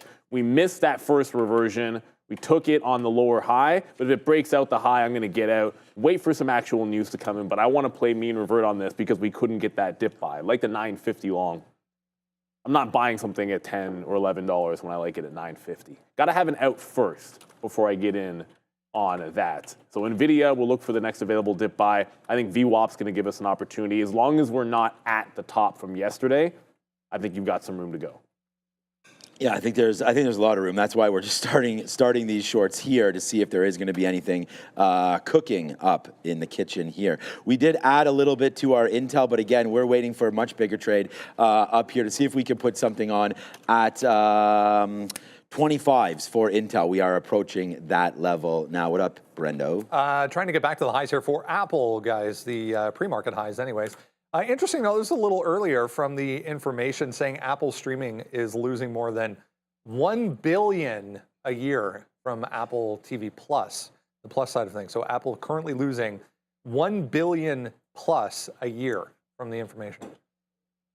Oh, but all streamers lose money that aren't Walmart. Wars are over, right? Like that's kind of the idea. So Intel, I got out. I didn't put my stop at 15 because I said I wasn't going to put it exactly at the previous close was 12. But I said we get out and look for an entry closer to where we had in the afternoon, 24.5 to 24.4 were kind of the areas that we like. But if we get wicked out, I don't mind jumping back in off the close price. So if we close this as a wick high, then I can jump back in off that level. VWAP's at 23.9, so there's plenty of room to get back down to VWAP, but I want to wait for the next stop before we jump back in here, or give me the re-entry signal. One of those two things has to happen. Nvidia just popped down into VWAP, bounced off of 18.2. So didn't quite get into VWAP, but close enough. You would like to see it test a little bit further to the downside. There's one stock I forgot on the list that I haven't gone over. I'll probably take a quick gander at Alibaba, because if the U.S. market's going up, maybe there's that dip coming into the Chinese names. I did like a 135 on Alibaba. But if we get back to 119, I'm going to look for some out here in front on Nvidia, and then go back to buying the dip in front of the volume-weighted average price, which I'm going to try saying the whole thing a few more times, because I've been told I say VWAP a lot. Because we have only a few indicators on here. Like, what else am I going to say? Someone said yesterday that we should do a mashup of every time I said VWAP. I'm like, okay, I get it. Yeah, it's a good indicator. Look at VWAP on Nvidia yesterday. Yeah, we don't. Where would you buy that? That's all I'm saying. Yeah, we should do those things. Yeah, no, I don't know. Good suggestion though. We're having some fun. Well, yours here. could be sticky. Yeah, Cerise could be bamboozle. Yeah, because weasel. I mean, yeah, it's cool to do that. I mean, that's why I was saying thanks to Havan and Woody for doing some of that stuff. I mean, you know, at the end of the day, trying to be, you know, a little reasonable with our strategies, right? And I think that, like as Neil mentioned, I mean, if you're going to look at VWAP, then that's going to be a pretty primary strategy and something that we're going to talk about all of the time. But okay, so averaging in, here we go, man. I mean, we're into Tesla right now. That's not Sean's chart. No, yeah, there we go. So this is 234 right now. We're short 234.10s. We're waiting for a little bit more. We talked about 235. So if we can grab that short, that would be nice for Tesla. We just got 235.75. So here it comes right back into the money for us on Tesla. So, I mean, we're not giving anything up right now. Like I know Neil punched out there of Intel, but we're still in this name, and we actually just reshorted. And it's too bad because there's that 25 fill. Bang, Mr. Roberts' neighborhood. We're in the neighborhood right now with a couple big wins right here. Man, that's a good one. Tesla's coming back in again. Sean, not too emotional, man. You got these winners on. Calm down. Okay, so here we go. It's a nice move. 50 cents in the money now for Tesla and 3 cents, a whopping 3 cents for Intel. But we just got 24.10s right there on INTC. 24.9s actually. Look, man, just trying to show you guys that you can make money in this market, because there's a lot of people that are frustrated, and we did have Andy talking about some of those plays there with trade ideas and trying to scalp versus holding. It's all about just doing whatever is the most comfortable for you. So, all right, so there goes Tesla. We did get a little bit of a fill down there at VWAP. Look, man, we think this name can come in a lot. So we just took a 235 short out at 233.60s. That was that smooth dollar on that one, but it's a blended price. So we're going to have to wait to see what winds up happening. But a quick little 2 for 2 days so far, position pending. All right, Brendan, let's go. Talking about Chewy here, guys. There's a couple of positive notes going back to the beginning of the week on Chewy. Nothing else as far as this one is concerned this morning, but just broke $33 there, up 2% for Chewy today. All right, well, that dog has bite. Well, we were sort of talking about the context of DoorDash needing Klarna. Give up and that they have like Costco and they got pet stuff. So I said if I got wicked out and you show me an entry, I'll go back in. So there's another wick top coming to the chart. There's a wick top on Intel at quarters. So I'm back. VWAP's at evens, I suppose, or 95s. So back down into there, want to respect VWAP. It rode VWAP the other direction yesterday. I can't see any reason why we shouldn't get the same thing. And Nvidia has not pulled back to give a re-entry, still putting in higher lows. And the Nasdaq seems to want green here, and Nvidia is one of the stocks leading the charge. The other one, well, some of the other ones that are trying to go, Apple is trying to break out, but it's kind of relatively weak here. It's been consistently at the top of my trade rate, but it's not really going the way Nvidia is. Let's go to back to the desk. We got to go to Brendan, apparently. Yeah. This portion of the show brought to you by our friends at OGen. Each year, 3.8 million concussions are reported in the U.S., yet there's still no FDA-approved treatment. NYSE listed Origenics, OGEN, is changing that with its first-in-class intranasal drug designed for rapid brain access, with a concussion treatment market projected to reach $8.9 billion by 2027. Orgenex is uniquely positioned to lead the way. Learn more and schedule a meeting today, orgenex.com. OGEN, guys, on the NYSE.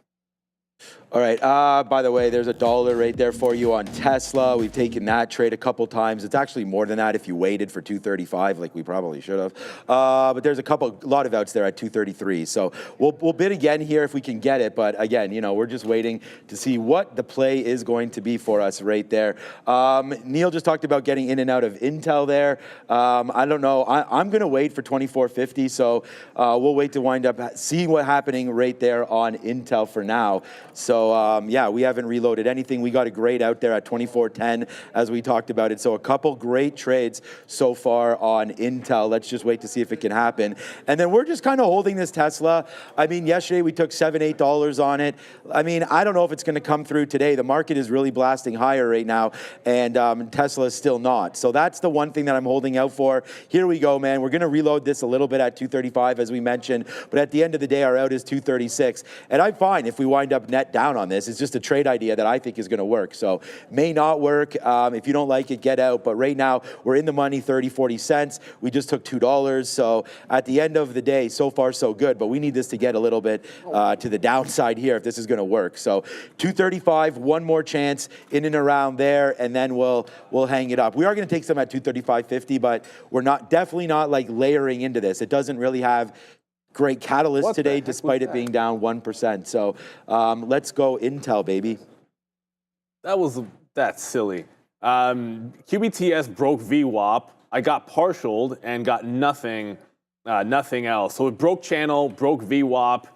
Yeah, there's no fills to be had here. There's nothing in the ear. You know the event's going on. That's frustrating because I was in early, and this is exactly what happened on Reddit yesterday as well. I was in early and out. Then when he finally broke the trend, I grab it under VWAP, and we don't actually get a full position. So we're going to try to get out in front of support, which is at 10.25. That was a hefty flush. You're going to get volatility in the quant names today. We said that. So I want mean reversion trades all abound. So as long as it reverts a trend, I'm going to try to grab it out. I'd like to be able to add in front of VWAP, though, if we can.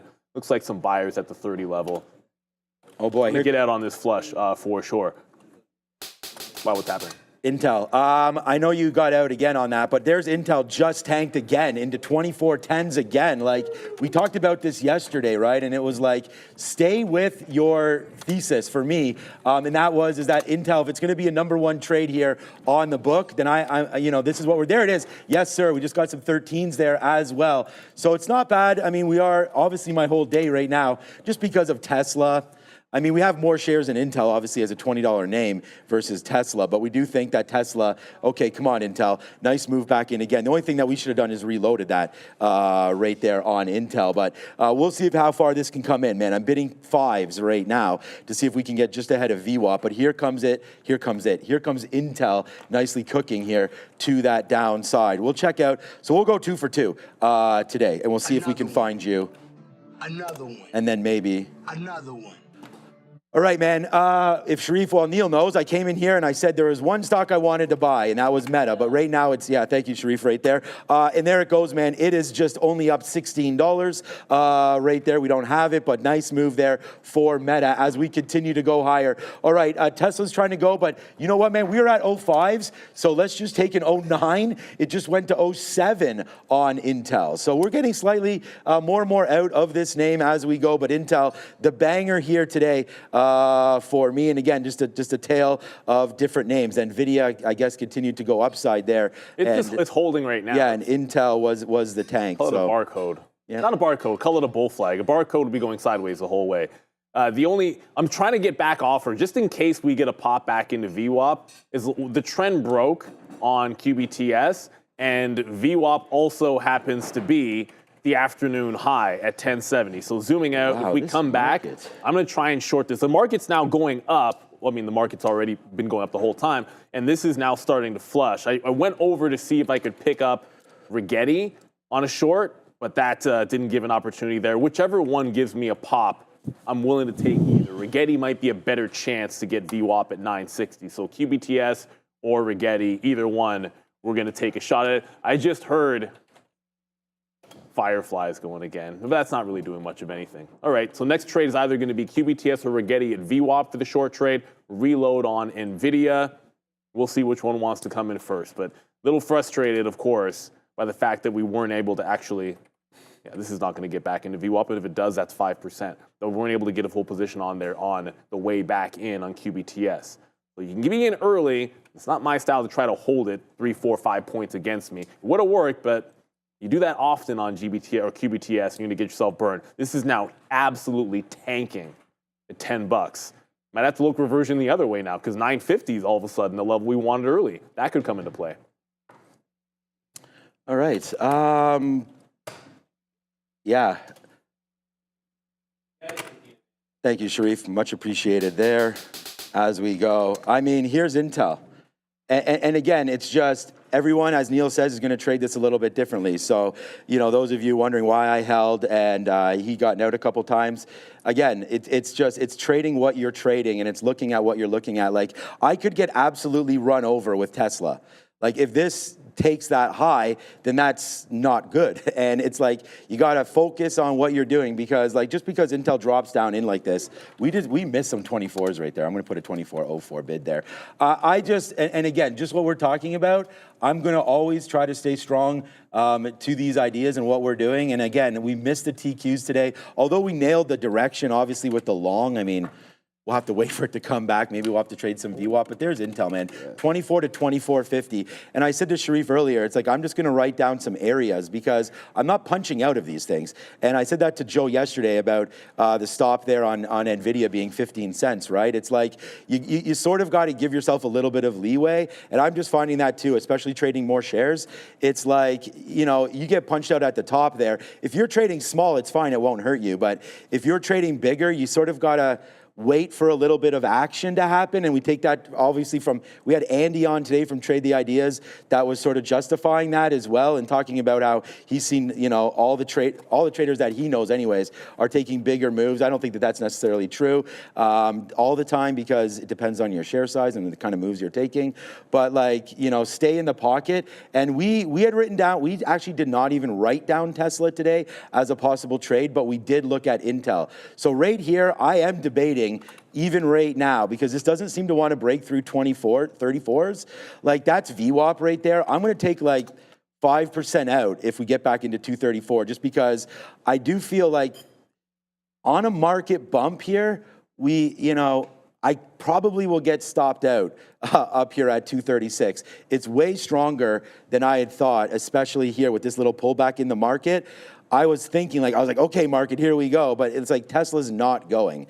So we may have to go back over into the Qs and look there instead, because we're at that 19.9 level. It looks like, Neil, we're going to hold that level. So I do like the Nvidia long that you have right there. So let's go see how that's going. But here we go. Come on, Tesla. Just give it up. Like, if this gives it up, man, then we're down here at 232, 233. So I just don't know. It's strong. They're holding these levels. There's someone in here buying. So actually, on that note, we have a number in 2 minutes. Yeah, we have a number in 2 minutes. Okay. So wow, QBTS has no bid. Yeah, QBTS. My long for QBTS is 9. I wrote down here 9 to 9.25. So we'll stay patient with QBTS. We've rinsed out a lot of Intel, man. Intel's going to be a top stock here today. So yeah, so far so good. It's almost 10 o'clock, but this Tesla. Yeah, 90 seconds. It's new home sales that we're going to have, and I think we'll be likely to go up to the desk for that. Well, you just break higher. You just went over under the 10 level on QBTS. I thought I'd leave it in, see if we don't get picked up, but it tried to break back above. Instant dump back through to try to grab that. Nvidia is at VWAP.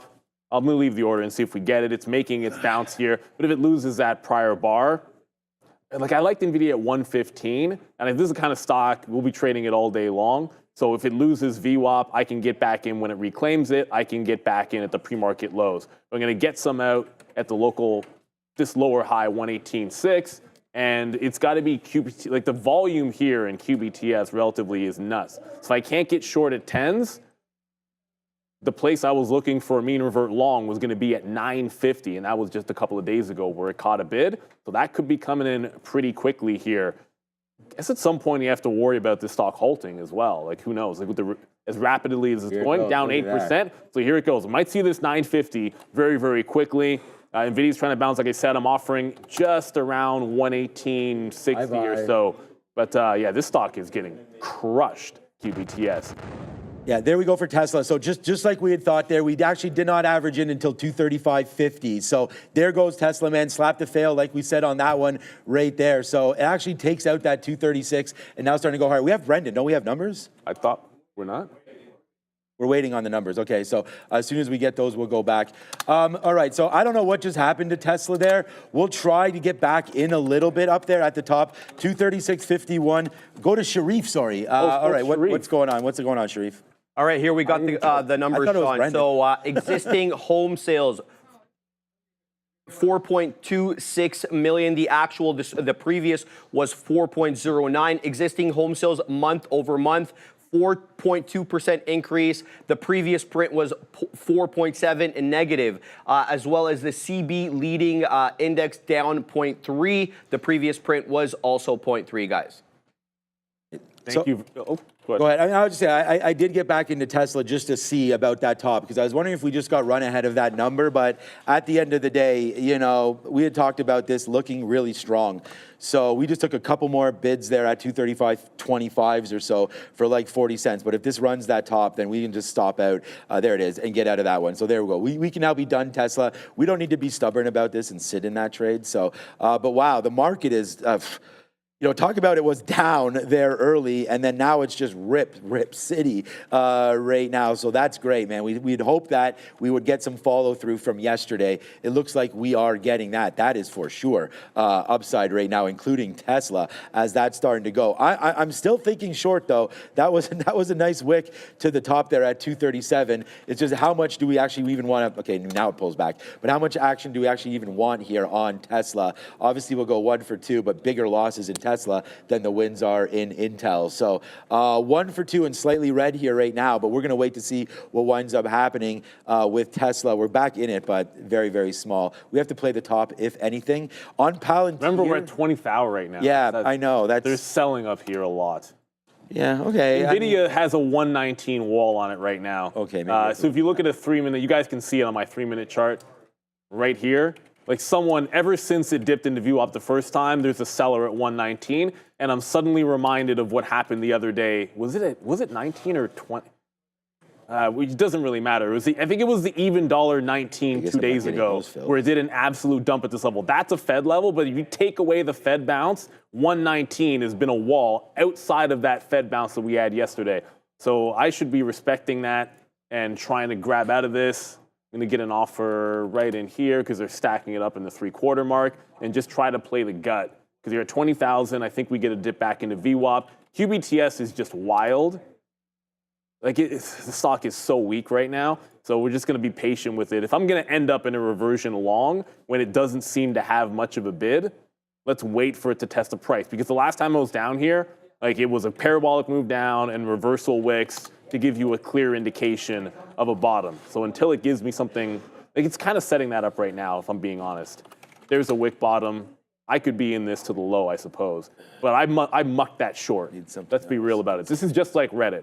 You mucked the long on Reddit yesterday, mucked the short on QBTS, because that should be a monster one, and it's not. It is what it is. I just got out of Nvidia. It's at the 119 wall. Let's see if it can break through. Yeah, no, that's what it is. You can't get into this. No, it's the real problem. That's all right. What is QB? I mean, look, I've already written down my level, so I should just put a bid. I didn't think it was going to come in, so let's just put a bid now on this. We were talking about 99.25 for QBTS. So let's just put a bid down there and see if it does wind up filling. I did cancel it when it was all the way up there, so we'll wait and see if that comes through. Again, sticky note pointed out level down there on QBTS, but again, lots of volume coming through. You can also look at IONQ, could be another name as well there today. Rigetti.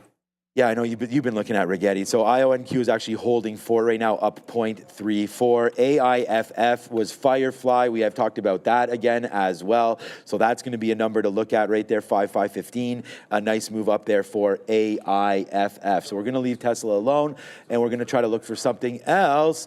I was again, like Intel is like we're able to get out of way more than half. We have about 30% left right now as we bounce off there. That could be a good retracement back. But there, as Neil mentioned, there's 20,000 right now trying to go up or 20,030 or so trying to get higher there on this. I don't, as far as shorting this name, if we're going to look at anything, it would be the NASDAQ to short. I don't think any of these stocks right now really want to be shorted, especially some of these growth names.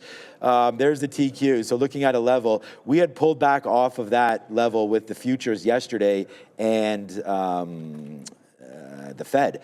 So that was 63. We sort of got to there and then dropped off at the end of the day. So maybe a 63 or so short for the TQs. I just don't know if the short is right yet on anything. I mean, if, Palantir could be wicking the top too, but that TQ's right there, maybe right there, just not enough volume for that exhaustion. I don't know if we'll get exhaustion volume candles on the futures though. So, all right, there it is there on Palantir, a nice move higher there too, back in. It looks like we should have maybe shorted some more Intel, but we'll wait for that for 24.30.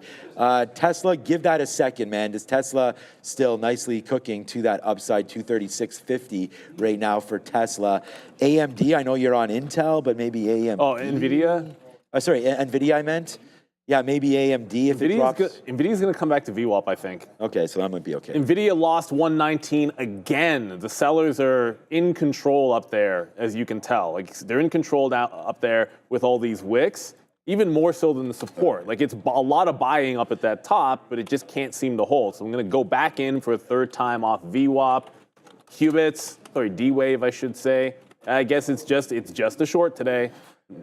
But we said if it got to 950, I said if it got to 950, I would take a reversion long. It did a bottom tail candle, broke the prior bar low, so I get out when it breaks the prior bar low, and we'll move on to the next, which I think is going to be dipped by Nvidia. The other thing that we got to watch out for is we know there's a bunch of other really strong chip names, and I'm looking over. It's a similar pattern in Micron and in AMD as well. If one of them starts looking stronger than the other, I don't mind flipping over. But until that happens, just going to stick with Nvidia. Like, they're all just bull flags right now. So you just sort of want to buy the bottom of the flag, I guess, and then work on to the next. Bitcoin is really strong today. 86. And I find that, you know what, if Mara was anywhere close to 12 bucks, I'm going to kick myself because Bitcoin is holding that 86 level. Earlier. I'm just going to quickly look over. Yeah, Mara has been a buy ever since it bounced off $12 if it gets anywhere into the quarters and the thirds. And it's been a good trending stock. So Bitcoin can hold up. Might have to throw this one on the list while we wait for QBTS to calm down or Nvidia to give us a reload. Let's go back to the desk with Sharif. Carvana, guys, strong today, almost 8% here, 7 3/4. Getting the nod today from Piper Sandler, upgrading Carvana to overweight and boosting that. We're actually keeping the same price target, 225, 7.88% Carvana, guys. Is insane. Some Carvana, again, the retail sector pretty hot right there. Apparently getting littered with Teslas. But okay, so nice little drip down there into 24.14. We'll wait to see if there's anything happening there with INTC. So again, just that name that we're trying to work with right now. All right, so yeah, a lot of people still liking Tesla. Why am I seeing Oracle on the watch right now? Okay, I guess just kind of doing nothing there at these highs. Did Meta take 6 bills, by the way? Yes, it did. Wow, okay, so I guess we're not in that one right now. There's Meta, man. We were talking about all the levers that they still had to pull, and it looks like Meta right now, monster move, man. I wish we were in that one, but Meta pulling off of 6 bills. We wrote down 575, obviously right there off the open. The market's straight up, so if you are thinking about a little bit of a retracement, hard to blame you for that one. But yeah, look at that, $600.50 looks like a high. But see the spread, like it's spready, needless to say. So you got to be careful with those kind of plays and make sure that you do have an appropriate stop level on a name like Meta, because that will run ya over. QBTS still doing that thing. Nvidia, people talking about, still looking at 120. Is that what they're doing? No, it's 118.5. It looks like it's on the pullback from 119. Still the same story on Nvidia and all the chip names, really. They're all holding bull flags for now. So you look for it. You look for it. Like, that's what's weird is, here's what I'm seeing the same thing. We're breaking 20,000 upside, but like the chips that I'm watching, you're not super strong. So you got to be careful buying the dip here. Obviously, it's been bouncing off VWAP, so if it does, I'll look to grab another bid. But I'd rather get a wick entry or on the back side of it, not the front side over there on Nvidia. For now, it'll be Nvidia for sure. Shoot, there was something else I was going to... Before we go to Sharif, I knew what I was...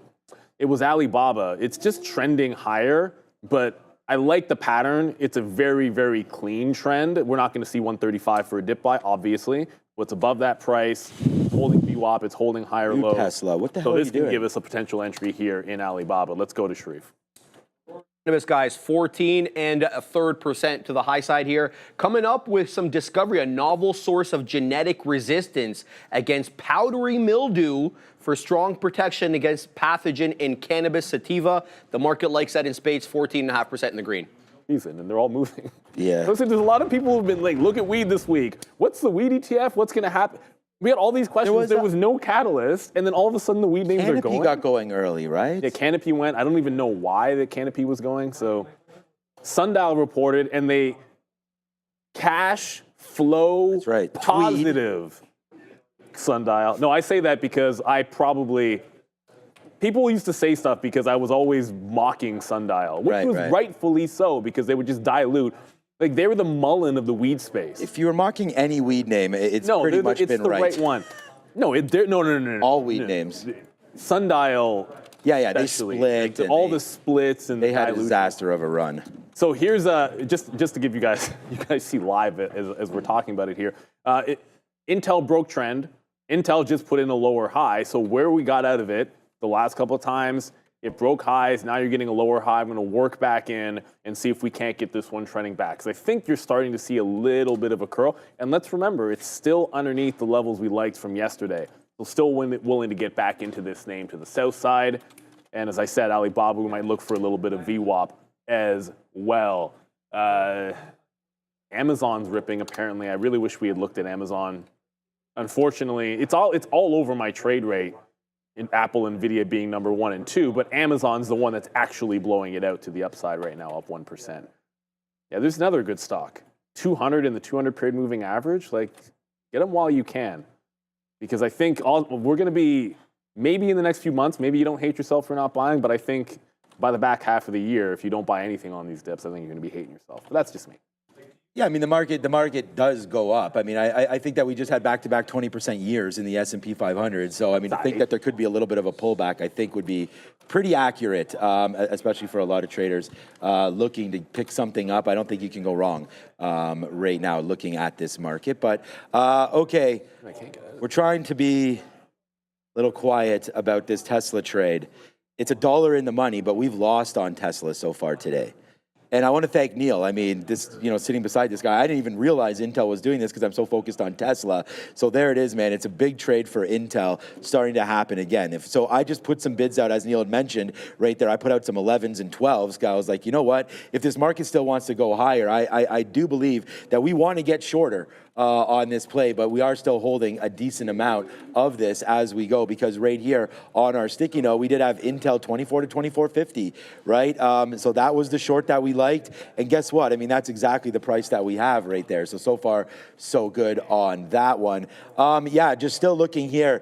So a couple of our bids, man, like we reshorted. We got stopped out. You guys know that, man. It broke higher on Tesla. The longs have been completely right. So congratulations so far there today. But this day, although not really too young in the tooth yet, as we're getting a little old in the tooth here as we're approaching 10:30. It's only 10:15. We do have a move that could still happen here for Tesla, but as you notice, I'm starting to piece these out. Neil says you can be wrong, just don't stay wrong, and we don't like to be either one of those, but I definitely here taking advantage. We've made back half of what we lost on Tesla. I know that might not sound like a lot to many of you, but for me, I'll take that, man, and let's just wait to see what winds up happening now.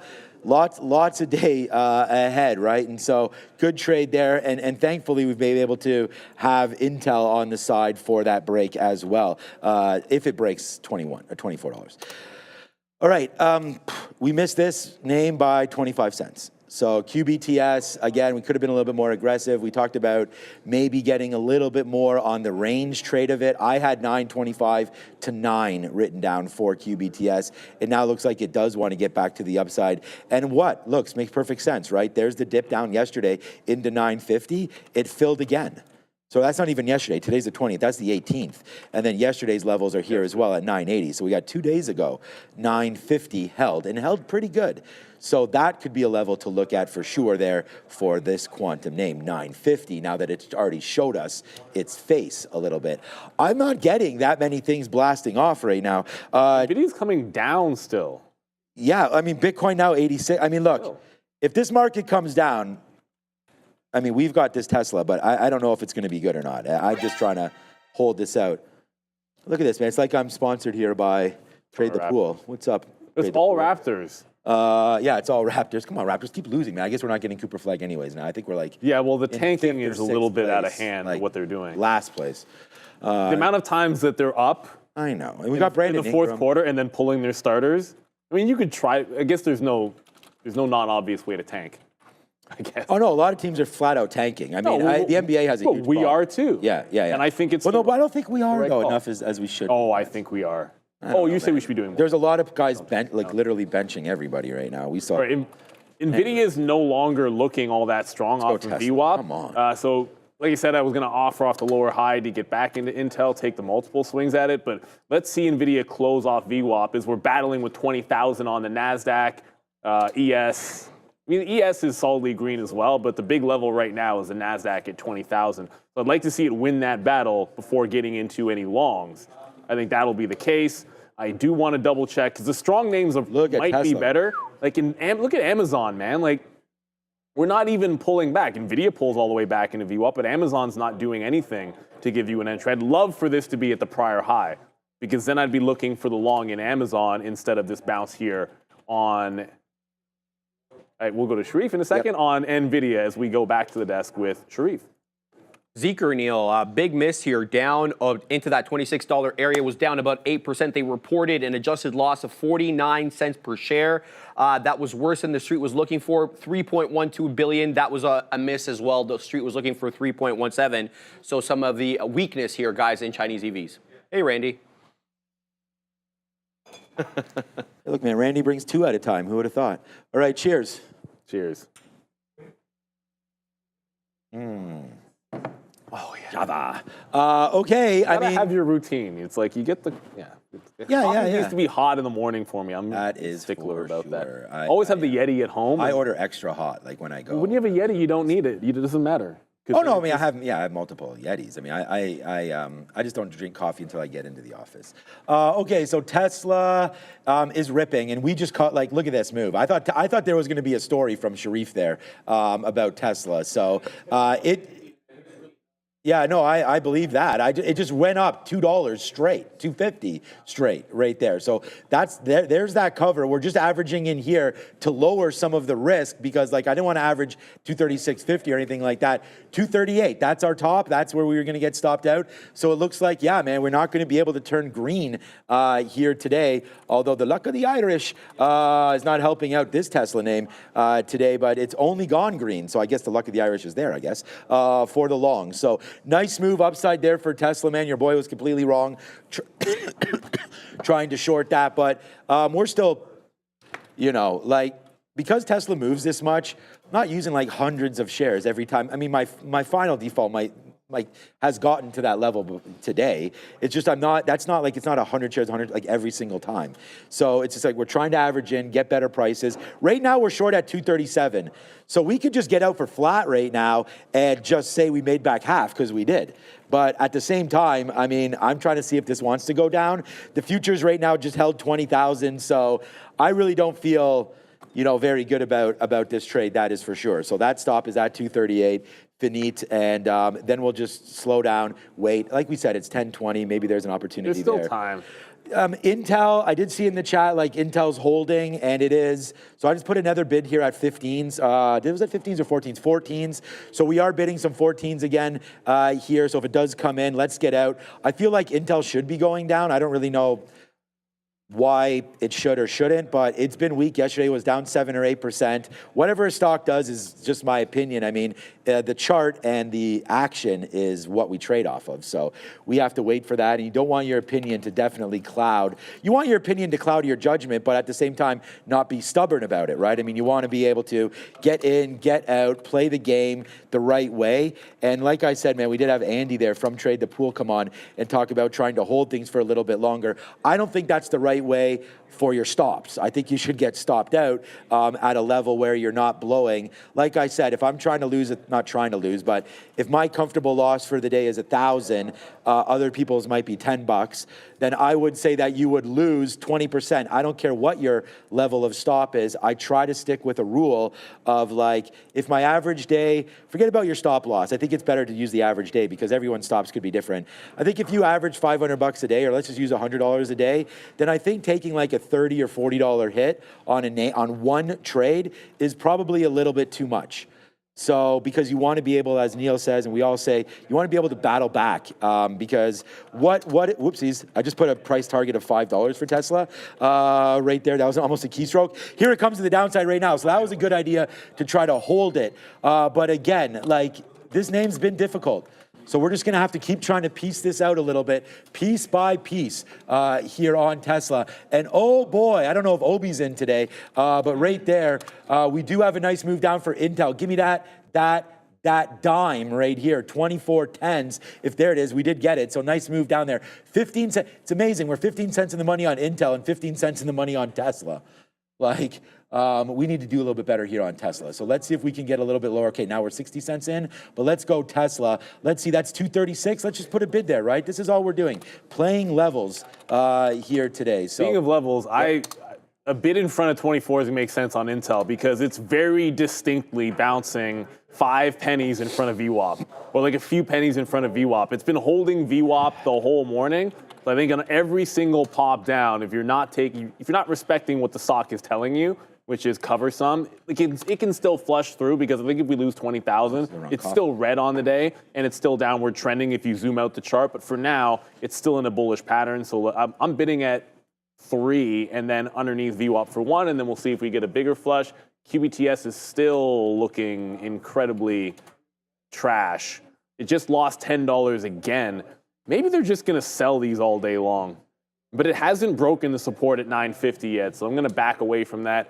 The other name we're watching, it was a new one because we weren't paying attention to Amazon until everybody was yelling about it. At least I wasn't paying attention to Amazon until everyone was yelling about it. But this one is going to be on the radar. It does not dip. There's just no dip in this stock in the last little bit since we battling the 20,000 level. I'd like to see it pull into the prior high. Just going to have to be patient because I'm not buying tops. I'm just not doing it. Let's go to Sharif. All right, guys, Donald Trump going to speak at the Blockworks Digital Asset Summit, which is in New York City today. It's obviously a digital asset crypto summit. He's slated to speak at 10:40 a.m., so be on the lookout for that. And it is the first time actually a sitting president will address the crypto world at a summit. Yeah, thanks, Sharif, for that one. So we'll wait to see, man. I mean, you got Bitcoin right now at 86.2 and pumping. We just get an absolute beast of a fill right there on Tesla. We got 236.11s. So that's that dollar club there. We wanted to take it. So this is what we're doing, man. Tesla, come on, man. Be that stock today. 235.75. I was just trying to get ahead of this fill that we just had right there, if that does come in. But look at the futures, man. Continuously pumping higher and higher and higher. So there it goes. I know we haven't traded that many names, but that's like on par for me, man. This is what I'm trying to do every day is just trade. What I find, you know, we'll look at them, but Oxy is also moving. I just saw, is it moving? I don't know, like some of these scanners today aren't, okay, yeah, so it is moving. It does pull back into VWAP right there, so 48.20. I was just going to say, everything's going long, right? Palantir's strong too. Yeah, Palantir's strong. I mean, everything. We only had longs right on here besides Intel, so everything is fine. We were right. Our Spidey Sense was fine on that. But we did miss that TQQ by 25 cents. Now it's getting higher into 63.20. We're trying to be as patient as we can with this name. I think I want to look at these levels if we can get there, 63.80. I mean, 64 would be great, but yeah, that's that high right before J-Pow powed at the end of the day and left there. That was yesterday, right? So here's J-Pow coming through yesterday. Here's that huge move up into 64. That's the high from the day before. So this is the level that we're looking at, and then the flush. So I think we got to be a little more patient. We've already sort of picked our poison on the short side with Tesla. I know you're back into Intel right now. For me, for Tesla, it's a little bit of a different story. Sorry, for Intel, because we did not reload. We've only made one trade on this today, and it's just been downside. So again, we were getting nervous when it was low, but now Tesla is doing okay. Intel is doing okay, reverting just a little bit back here northbound. So I'm going to cross the old arms here and see if the frustrations in Tesla will sort of abate, and then we'll be able to get to the downside. Did you know that? I found something did you see Boeing? Did you sell that? Like, what are you doing with that name? Oh, this name had yeah. a 6% move yesterday. No, I did. I did sell the bulk. Oh, okay. The bulk. There's a few names that I sold that I just like. I don't like them. I sold Rivian, which Rivian actually worked out pretty well, but Boeing, just a disappointing one. Let me finish that thought in a second, because SMCI, I like the long in SMCI, but suffice to say, when you're expecting a dip into the lows where it ramped up yesterday, it just didn't happen. But if you're holding a nice set of higher lows, it's a slight trend from the wick top. So if it can close this out, which would be a 3-minute bar, holding VWAP, I'll like the SMCI long. But just to finish the thought on Boeing, it's just... No, I was only saying because like I'm holding. This is a name that I have not dip bought, and I know you were looking at it. I actually had a bid at 125. Yeah, it was one of those. No, when it lost the 50-period moving average, the 50 and the 200-period moving average, I just essentially dumped what I had left of it because I had recently bought it and it was doing okay. Oh, we're not even on my chart. Yeah, I had finally added back into it. Go all the way, come on, load. I had finally added back into it. And I was like, yeah, we're going to break out 190. It's like, okay, great. I took some out there, and then it couldn't break out 190. So when I just trailed out of the thing. It's probably okay long term. I could maybe get back into it. I just wanted that money. I wanted that money available for other stuff. That's the best way to think about it. So Intel's still holding higher lows, but I think SMCI is starting to set up for me a little bit. Of course, as I say that, let's close above VWAP on the 3-minute, and it's right back looking like it wants to not do what I would like to see. Descending wedge into a flat bottom, it needs to break that trend for the long here, but we know what happens when SMCI wants to go green. Let's go to Sharif. Yeah.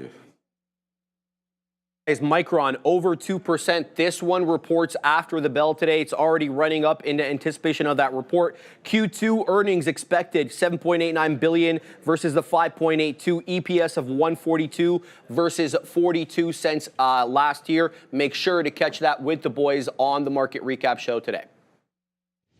Okay, thank you, Sharif, for that one. Yeah, Joe and I will be hitting that Market Recap show, so join me and my Jamaican-Italian friend, and we will be having a blast on that show. Okay, so, again, out a little bit there. We're going to wait to see what happens with Intel. We've got a couple ideas on board there as well. Disney at $100 was something that was interesting. We talked about everybody losing the streaming wars. I don't know about that.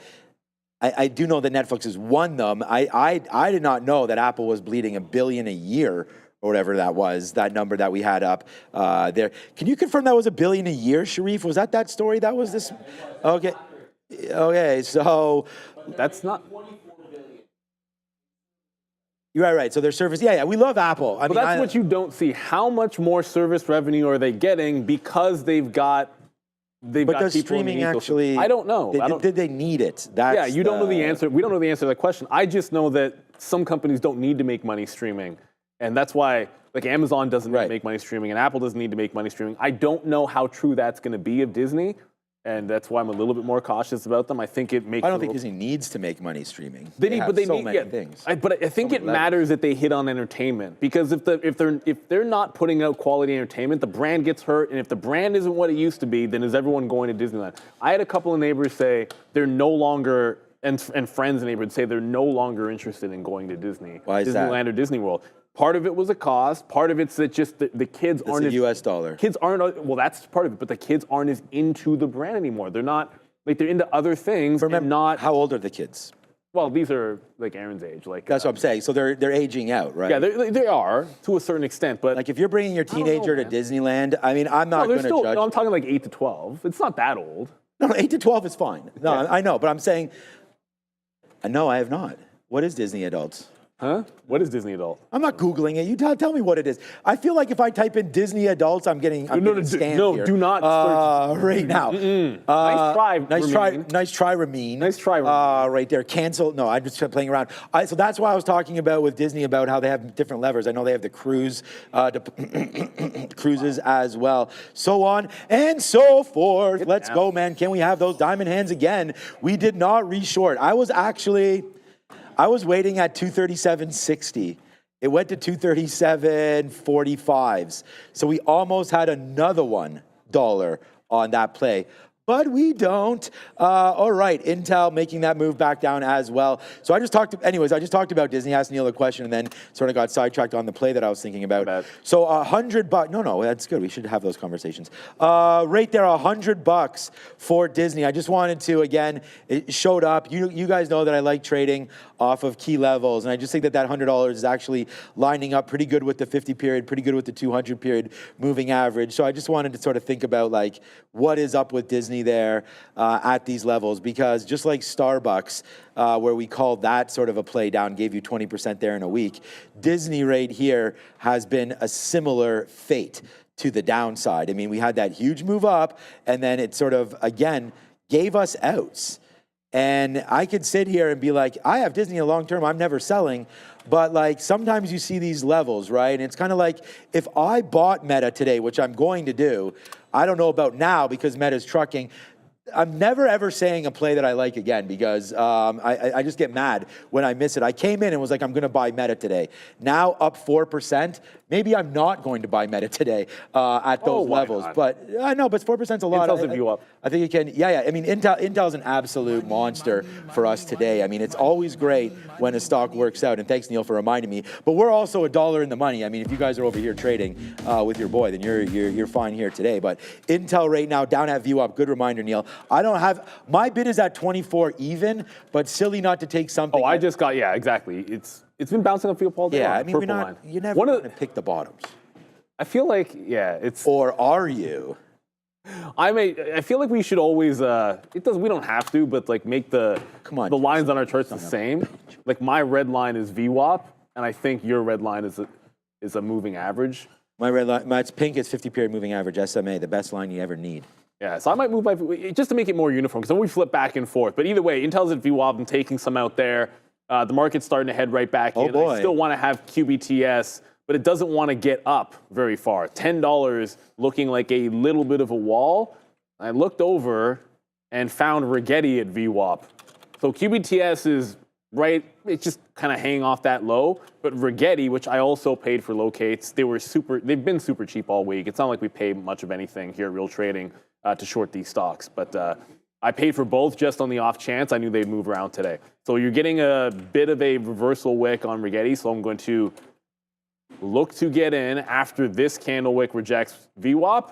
And we're going to go back up to the desk to Sharif. Oh, yeah. PDD, Neil, we were talking about this one in the morning. This one was down significantly. So we actually bottomed out about 114.5, guys. From top to bottom, we just knocked on the door of 130. A recovery of 13.5% intraday, and we haven't even been an hour trading quite yet. This one was an earnings loser, really depending on how you looked at the report. A bit of a mixed report, but now back in Positiveville. Hey, look, well, what's up? I want to say what's up to our guy, Steve Gomez, probably in our chat room getting some ideas. What's up, Steve? Right there. Don't steal our ideas and bring them to yours, my guy. What's up to Steve Gomez, good friend of the show, of course. We welcome him anytime back right there. Thank you, Pro Day Trader, talking about how I scalp and second to none. I mean, I don't know. I believe in myself, and I like trading and I like scalping. And right here, I don't know if this is a scalp or not, but let's just props it up. Yeah, we're pretty. I mean, you have to be confident with your trades, right? I mean, this is why we put out. This is why Havana Woody tracks this. This is why the sticky note is the most touched social media posts that we have here, whether or not it's Instagram or anything. The sticky note, people have been watching it for a minute, and there it goes. We don't have Tesla on it, but we do have Intel, and this is a really great trade, man. Okay, now Tesla's starting to ramp up, man. We just got that 235.55 or 235 right there at the 50-period moving average, 235.70 right there. Look, I'm not happy with Tesla today. I mean, getting blown out. We had our most shares right there and got blown out right there. So I'm looking for this thing to come back in. I don't have any more bids. So if the market wants to fail, Tesla is back to zeros right now. Maybe, just maybe, we're on to something. So let's wait to see if that hits. And I think the trade of the day is right here. Intel. We only have 2 trades today, man. I mean, we're just playing the game, man. We're doing what we do best here. We're playing the game. We've got Intel on the short. That's printing out. We put down 24.25s, in between 24 and 24.50. So that's going to be a short there that we like. And I'm just going to wait to see what happens now with Tesla to the downside. And Disney, Steve J in the chat, man, good point. I am looking for names that have real good PEs right now, historically low PEs. Disney's is 18 apparently, which is nice. I mean, the market generally, is that low? The stock market's PEs are generally around 20 to 21. So if you can get anything lower than that in a company that you believe in, then fine. I'm just not sure that that is the company that I believe in the most right now. Another out, man. 16 I see actually. That's really good. Bang! Obviously, Intel today will be P&L number 1 for myself. I've only traded those 2 names, and we're up more on Intel than we are obviously on Tesla. But Tesla's trying to come in. I said no more bids, but I'm going to bid something out. We'll bid out. Let's bid out like maybe 20% of what we have left. 230. We've been right before and then gotten out and absolutely had a tank, and then I go, oh, I only have 5% left. So let's wait on Tesla to hopefully come back in right now. So Tesla and Intel. Intel's a great one. Oh, Netflix. Someone just mentioned, Neil, Netflix dropping. This is actually, so there's 3 names I want to buy: Amazon, Netflix, and I've already told you Meta. So those would be the names there. I know Netflix is way back up. I think its bottom was 850. Was it that low? Am I right? Yes. Ugh. Sure, right now? How about right now? Then scan that QR code below and make sure that you do be part of eSignal. Again, this is what we talk about when we look at charts, right? You need to have accurate charts that you believe in. eSignal, sure. Is it a premium subscription? Yes, it is. This is why it's your first month free. Go give it a shot. I mean, what do you have to lose? If you don't like it, then just cancel, man. Cancel it immediately. But go give eSignal a chart. Go give it a chart, that's for sure. Open up a chart if you're using eSignal. Yeah. And then open up your scanners and all of that, because eSignal right now, for me, is the real deal. And look what's hitting right now. This is why we have eSignal. I've told everybody here, Brendan, Neil, Sharif, everybody, we got to get on eSignal. I've been using it for 20 plus years. Look at this, Robinhood. We're not even looking at that. That's hitting at the top of the trade rate right now, up 2%. Now just replaced by AMD, Nvidia, Palantir, SPY. Now you can sort this and have this curated however you like, right there, QBTS. So this is almost like a curated watch list for you based on what's moving around. Look at the bottom too, Neo, Baba, and it's not there. Like Robinhood now just dropped a little bit, right? So you're not just going to see names that are been printing, but you're going to see names that have been active in the market, like this. Wolf is down there, Twist is down there. SoFi is approaching 13. IWM, which we didn't look at. Yeah, exactly. So there's a lot. There's changing again. There's SOXL. So if you're just looking for some ideas, that's the number one. It's not the number one. I like the scanners, the pre-set up scanners that I have. Again, 50-period moving average scanners, VWAP scanners, so on and so forth, like that. But at the end of the day, lots of stuff. You don't even need to be. I mean, like by far for me, like it's very user friendly. Right. Like I'm not like big technically into any of this stuff. I just sort of. You don't have to be. Use it. That's and that's the sales point for it, right? Is that you don't have to be too, you know. And I'll throw this in. in. Your own APIs or anything like that. I can tell you from experience, they actually have good support. Like if you have questions and you need to go to them for anything, there's level 2 access, which I have. I knew there was something I was forgetting because a lot of people were asking about this yesterday. To me, oh no, what did I do? Oh, there it is. Keep messing with this chart. Let's Nvidia death cross on the daily. I know I said yesterday I don't care about it, but a lot of people were like, Nvidia made a death cross. So now it has made the death cross on the daily chart, the 50 crossing underneath. what I hope happens every time I see a death cross is that you break out the local high, because I think that's a long almost every time. Like, I think if you signal a short on the daily chart and then on the day trade it ever breaks that top, I think it's just a bit of a squeeze-ish level for a day or two, which I always like. So I want Nvidia to go up, ideally. Just one thing, Rigetti came back to VWAP, pulled back to 45s, back to VWAP, wicked VWAP, so I did reload it at the same price at 52s. And if it breaks VWAP, we can get out. At the same time, QBTS is still holding on to the $10 level. Intel broke the volume weighted average price, came into the pre-market, I guess, highs or whatever you want to call that, at 95 and is chilling out underneath. If this holds underneath 24, like barcoding, it could end up a re-entry. Let's go back to the desk with Sharif. Meta, guys, rocketing up over here. We're about to hit 608 at the high of the day, almost 4%. They released a little news item here basically saying that they're going to rely on AI to be able to filter some of these political ads now with the possible Canadian election coming within the next few weeks, guys. Meta at the high of the day. Like some Meta. Every time I hear that, I'm just going to feel like I'm being trolled. I know I'm not. It's a good. No, I know. It's a good report. I just feel myself. It's like, I should have just put the market on open buy right there. Sharif knew exactly what he was doing there. No, I think Sharif has more integrity. Whatever. I'm just playing devil. No, if I take anybody for their word around here, it'd be Sharif. So there you go. Shout out to my Egyptian friend. See me? I might go find a story because Sean would know I'm joking. No, it's all good. We're just playing around at the end of the day. I have so much Palantir's breaking out. 4% is. Nvidia is still battling with that same high. It did a bit of a wick into VWAP, but now doesn't want to seem to get into VWAP anymore, so it's looking relatively strong. Rigetti's still doing the same thing. SMCI, which I thought was looking pretty strong, it's still not doing much of anything. I feel like it's got the juice if it wants to go, but all it's doing is still lower highs. What happened to my trend? Like, did I really draw it that poorly? I guess I did. I guess I really did. What happened? No, I looked at my trend line. I'm like, that is horrible. Anyways, you get a better sense. Horror awful? Horror awful. That was Shaq's term. Yep. Horrible and awful at the same time. So SMCI, still the same flat bottom. Are they still doing that? I haven't watched the breakout NBA top. anymore. I watched clips on YouTube. Okay, so they still are, because they had that contract thing there with Inside NBA or whatever they called it there. Chuck. I love Chuck. Everyone loves Chuck. Yeah, I mean, I'm not saying anything that's... I love Charles Barkley. What I love about him is he's just so real. Yeah. And he just doesn't care. He doesn't take himself too seriously, and he just calls it like he sees it, right? It's so different from, look, I don't like Skip Bayless. Let's just leave it at that. It's so different from someone like Skip Bayless.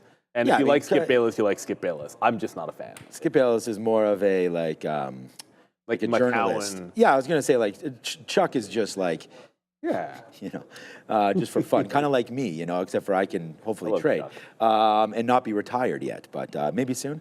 Okay, so coming in here, Intel, Tesla's still $1. We'll wait to see if it gets a little bit lower on that one. But and also Stephen A. Smith, right? I mean, there's all these guys. Part of it is saying, the reason why I don't know the guys personally, but their business is all about clickbait. So that's why when I see these guys and I see some of their comments, I don't know, but I like the back and forth with Chuck. I feel like Skip crosses lines that Stephen A. doesn't cross. That's my whole thing. Skip Bayless seems to cross a few lines, taking things personal every once in a while to the people he's talking to. And whereas I feel like Stephen A. doesn't necessarily do that as much, but sometimes he does. Just one more quick note here. Well, it's not. You mentioned this. SMCI really close to making this breakout, I think. The support's there at 39.9, which I think if it loses that, you're out. You close this bar above, and I'm just going to get long giving it to the bottom. So finally, with the market blasting to the upside, okay, we're up 0.7%, but it's not like there's any red candles today on a 15-minute chart of the NASDAQ, so I'm going to call it blasting up. With this happening, I think you're finally getting some strength if you can break this trend and close above the trend line. Rigetti's not doing a heck of a lot, which I suppose is a good thing at VWAP. I didn't get the last fill down in the mid-40s, so I'm not reloading the shares that we got out at VWAP because it's a slight trend to the upside. And if it breaks out the top, I just want to jump out of it. But it really is time to get back into another long. I've only had the one. You just did it again. I'm not crazy. My trend line just moved on SMCI. Like I had redrawn it. I'm not crazy. You guys all saw this live. There you go. So you're going to try to break out and hold it, close this above. I think this is the next trade opportunity for me at least, with Nvidia breaking out the top and too close to 120 for my liking. Okay, so what time is it? 10:44. We might as well do it. I mean, it's I don't want everyone to get super hungry right now, but instead of just talking about the same name, I'm always let's go hungry. and talk about what's for lunch right now. So, all right, so coming through here today, I'm gonna actually call it up, and I actually told this to Neil yesterday. I sent an email directly to the caterer and said, I want more tuna. So I said that we had a good last time we had a good relationship and that we really did like that tuna. Tuna salad. Yeah, tuna salad. Yeah, exactly. So I'm going to. Oops, I need to switch accounts here. You can I'm logging as my other account to see this menu. So all right, here we go, man. Today is Thursday. This is a good way to judge a caterer, and in my opinion, anyways, especially one that's giving lunches, because today's what's for lunch is simply assorted sandwiches.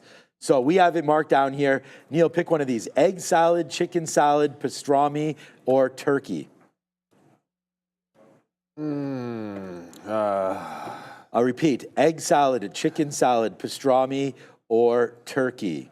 Yeah, I'd probably go with the pastrami. I'm getting a salad too, so it's not like I get one of those, but I'd probably go with the pastrami. Yeah, it's not about that. It's but about I've never had it from the old caterer before. I'd probably from the old caterer, I'd usually end up with the chicken salad if I had a choice. But the new one, I haven't had any of their sandwiches, so I don't know. Okay, so pastrami. I'd probably try the pastrami. Yeah, I'd go with turkey on that one. I'd go with turkey. I mean, I like turkey. I like turkey subs right there. So, and it's served with crudité, with ranch dressing and hummus. Fresh baked. What is that word? C-R-U-D-I-T-E. I'm not a ranch guy. I'm not a ranch. C-R-U-D-I-T-E. I don't know what that is. Good. So neither do I. C-R-U-D-I-T-E. Which is fine. Platter of. Oh, here it is. What's up? What's up, Gemini? I think I probably pronounced that right, though. Crudité. Platter of raw vegetables. So why can't you just say a veggie platter? I don't we're not. Neil, it's trying to be fancy. My God. I know, but we're in Toronto, and it's just you're sending it to a trading floor. What's the point? There we go. Yeah, well, it's up the game with the crudité right there. And the thing is, where's that more Ramin? I ain't saying nobody crudité. around here knew what that was. Oh, I just said there we go, man. If we didn't teach you anything about trading, which may be the truth, at least we've taught you a little bit today about raw veggie platters. Just say veggie platter. Charcuterie? I know. We all know that. Ramin, I'm taking my mic. Ramin asking us if we know what charcuterie is, trying to punk us live on air. My daughter's favorite dinner. I mean, you see this olive complexion? That's what we love. This is Italian, baby. No word of a lie. The only obvious pasta dish that my daughter would want when we went out in Rome is she wanted a charcuterie plate. And I'm like, and she didn't always she's not going to like every cheese on there or every meat on there, but she'd try them all at least. Boom. And then when she finds a couple that she doesn't like olives, I would imagine. I don't think many kids are feeling olives. My kids aren't. She tried olives and she tried black. Yes. She's just not a huge fan of them, but she'll at least try them. That's one thing I instill. I'm like, I have no issue if you tell me you don't like something, but you cannot tell me you don't like it if you haven't tried it. Yep. I will not accept that. Well, it's like one person's delight is somebody else's disaster. Like you never know. You just don't know, man. Yeah, no, for sure. I'm 100% down that. I will. I get upset at the kids if they don't eat something, especially if they've never tried it before. You seen your boy Palantir right now? Higher, low, higher, low, higher, low, higher, low, higher, high, higher, high, higher, high, higher, high. Say that 85 times fast. And Royale with cheese. I love Royale. It's at the 50 period on the daily. It's breaking out the 50 period on the daily. Oh yeah, there's overhead resistance here. That's the only issue. So 88 to 89. There's a lot of overhead resistance on Palantir here. Every single dollar has a little bit of something going on with it. But that is a mean. So when that happens, I just don't buy any highs. Every time there's a dip, I think you try to get into some dips. Still staring down Nvidia for a re-entry point though. We only had a couple of trades in Nvidia and then missed the VWAP the third time through. So that's the thing. It comes into VWAP. It didn't really last very long. Next available dip, we are going to try to get into that. Intel's still holding. That's at least good because it's holding right at 24, which is still some lower highs. I don't need to be sitting there at 24.20. I never got that fill for the reload. But if it can start holding some more lower highs, it's now got a pretty good downward trend that we are respecting. Nicole Harris in the chat, I do not like mountain oysters or liver. It's not like what? Mountain oysters or liver. Liver, you know what? I don't like liver either. I always say about I'm always hungry, but like I've never really had it. I'm just not. I don't like liver either. I've never had it done. never really had it, which and is crazy. enjoyed it, to be honest with you. So I'm with you there, Nicole Harris. We're always talking about food at this time, which just makes me hungry at the end of the day. So dip by VWAP, Nvidia, SMCI, break the trend because I wanted to be long any kind of a squeeze today potential for this stock. And it just keeps doing the same pattern. What I love about it is as long as it holds support, I think this trade is going to be a good one. But if it loses support, I didn't even pay for locates here to go short on this stock. So I'm only looking one way. Okay, could yeah, just pay for I should have. I mean, again, as an Italian, I should have had liver. I've had liver before. It's just not. It was never a But who popular even meal likes in my it? family. Nobody so- likes it. Okay. Yeah. I'm not. Is liver? Maybe the way you prepare it, or it doesn't matter. Okay. Is it?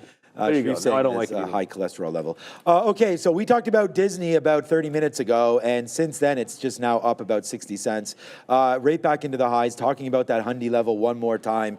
So again, depending on how you're feeling about the market right now, that this is decent right now. Down on the day with the market up. If the market retraces, you're at some pretty key levels right now for Disney.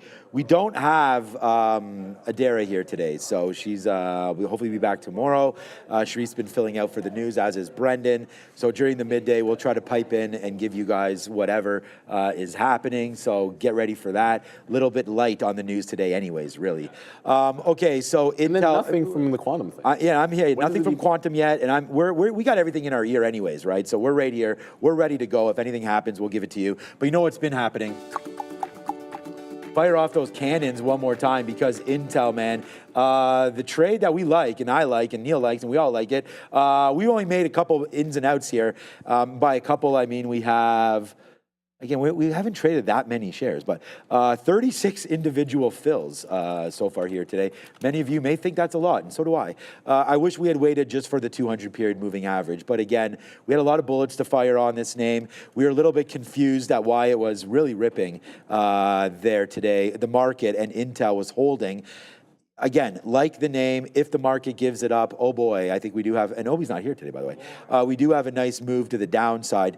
23.85 there would be a decent level. That's where we initially started covering back there at an earlier VWAP. So I would say that would be my next sort of tranche level to get out of there on, the more you know.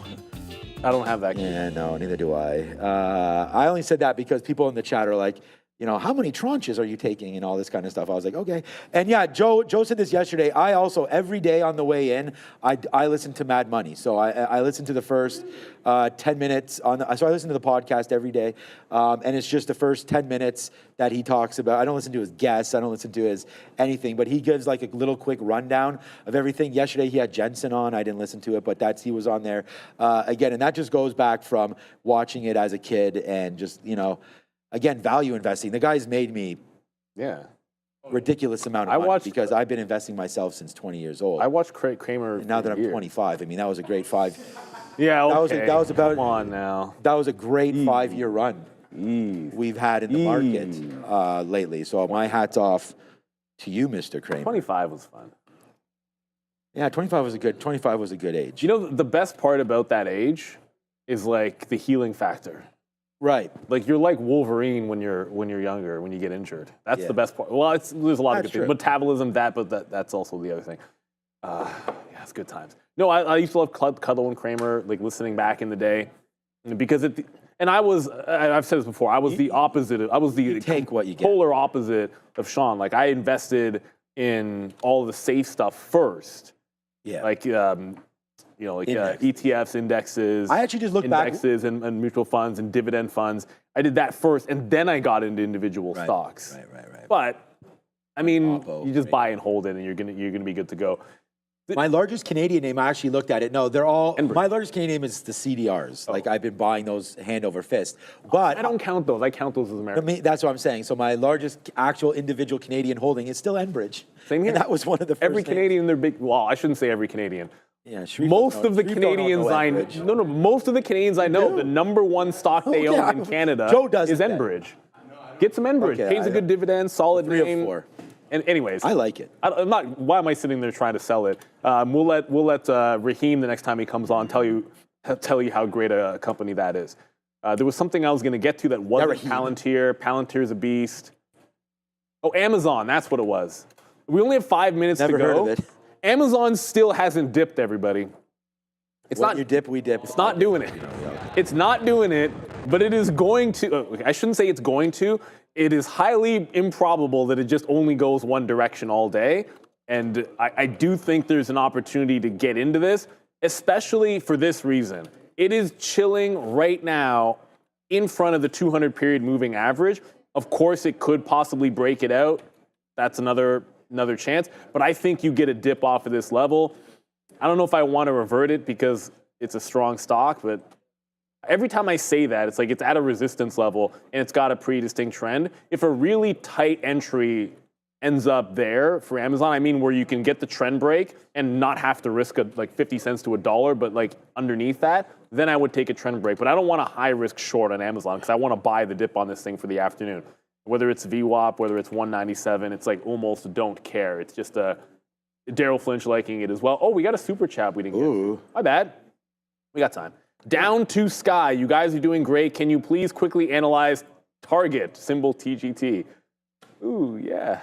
This is where I think it's holding up better than Walmart, but I don't know that to be true. Let's go have a look. I mean, yeah, my only concern with Target is great question. Okay, like in the long term, I like Walmart better. I just prefer not having to find bottoms on things.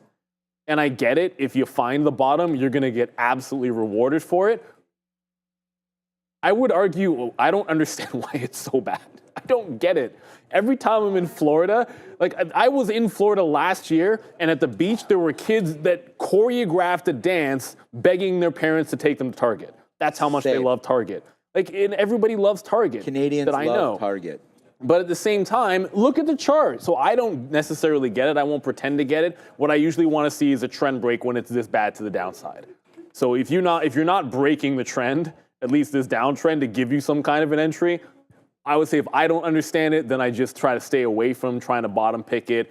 As a value play, I'm buying dips in Walmart, which I've already said. So that's the retail name that I'm picking. But it's at good levels. But I'd rather see it try to break this downward trend. The last time it was down here, it went straight to 180. So I think I understand why you're looking at it. And you know what? If you take it here, breaking back out at, say, like 110, like the local high, you could risk to this prior low at like $100 or something, and that's a good risk to reward. It's just that look at the trend on the stock. It gets to 180, does nothing, right back into the bottoms. In the long term, the more I zoom back, it's just going to be downward trending. I don't like those in a general sense. You could trade it, but I wouldn't want to get into the long and hold it, I suppose, is the answer. But it's at a good level. No, when we were in Buffalo back in November, it was literally every single person wanted to go to Target. Like the girls, we went to Target. Everyone went to Target. And Target was my wife's favorite store pretty much when it was here, and then now it's gone. So I don't know why it didn't work. Sad face. I don't know why it didn't work. For that, but probably saved a lot of money with it being gone, so it was okay. All right, man, more outs on that one. Fire off the hot dog cannon, man. It's been an Intel kind of a day, that is for sure, as Intel's holding fort for me all day. It's really funny because right now Tesla's not doing jack all. It's just kind of doing this. So we'll wait, man. If the futures break, fine. I'm going to put on a short, go swimming, come back and see if this thing's at 233. But at the end of the day, I don't know where we're going to go on Tesla. I just think it's set up. There's a couple names here where now that you're at 20,000 on the futures, and we're going to let you guys go in 2 minutes, but now that you're at 20,000 on the futures, I just looking at and thinking to myself, like, this is a drop zone right now. I'm actually going to take out a little bit more right now at this level because you're at the 50 period. Willing to stop out at 238, so I don't want to get too caught up with buying right now. Or selling, sorry. We have to sell up here. because I'm not taking more risk on Tesla.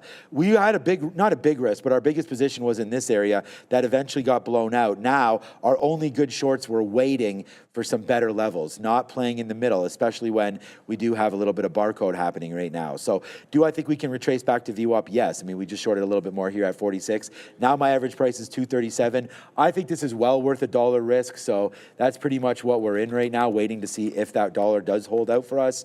And that's it. We'll average some more in at 237.50 because that looks like the high. I'm just rambling on about this because this is the only trade that I'm going to have on during the afternoon. And then I'll come back around 12:15 or so, and I'll talk all about what I'm doing in the midday like I do all of the time. So again, thanks for the show today. I think it's been a good one. I hope all of you guys, hit the bid, hit the ask, have some good trades today. Again, Intel and Tesla was the only ones for me, and we'll wait to see the verdict now on Tesla. There goes Tesla. Oh, there goes Amazon. Like, we just made 30 cents right there on Tesla just by that reload, right? But again, let's just wait to see what happens.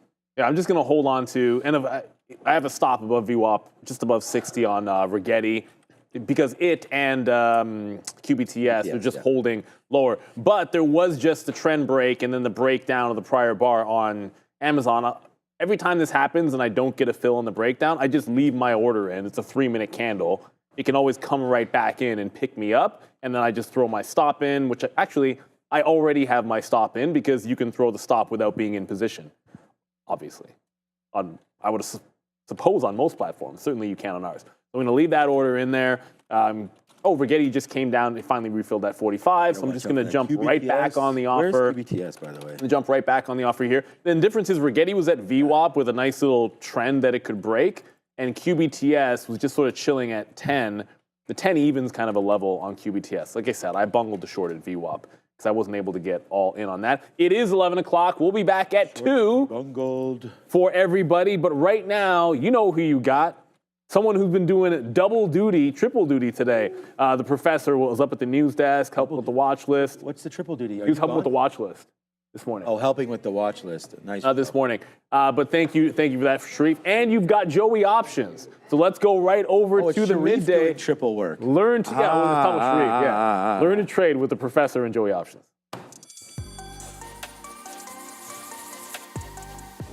Boom! What is up, beautiful people? Welcome to How to Trade During the Midday. That's your boy, Joey Option.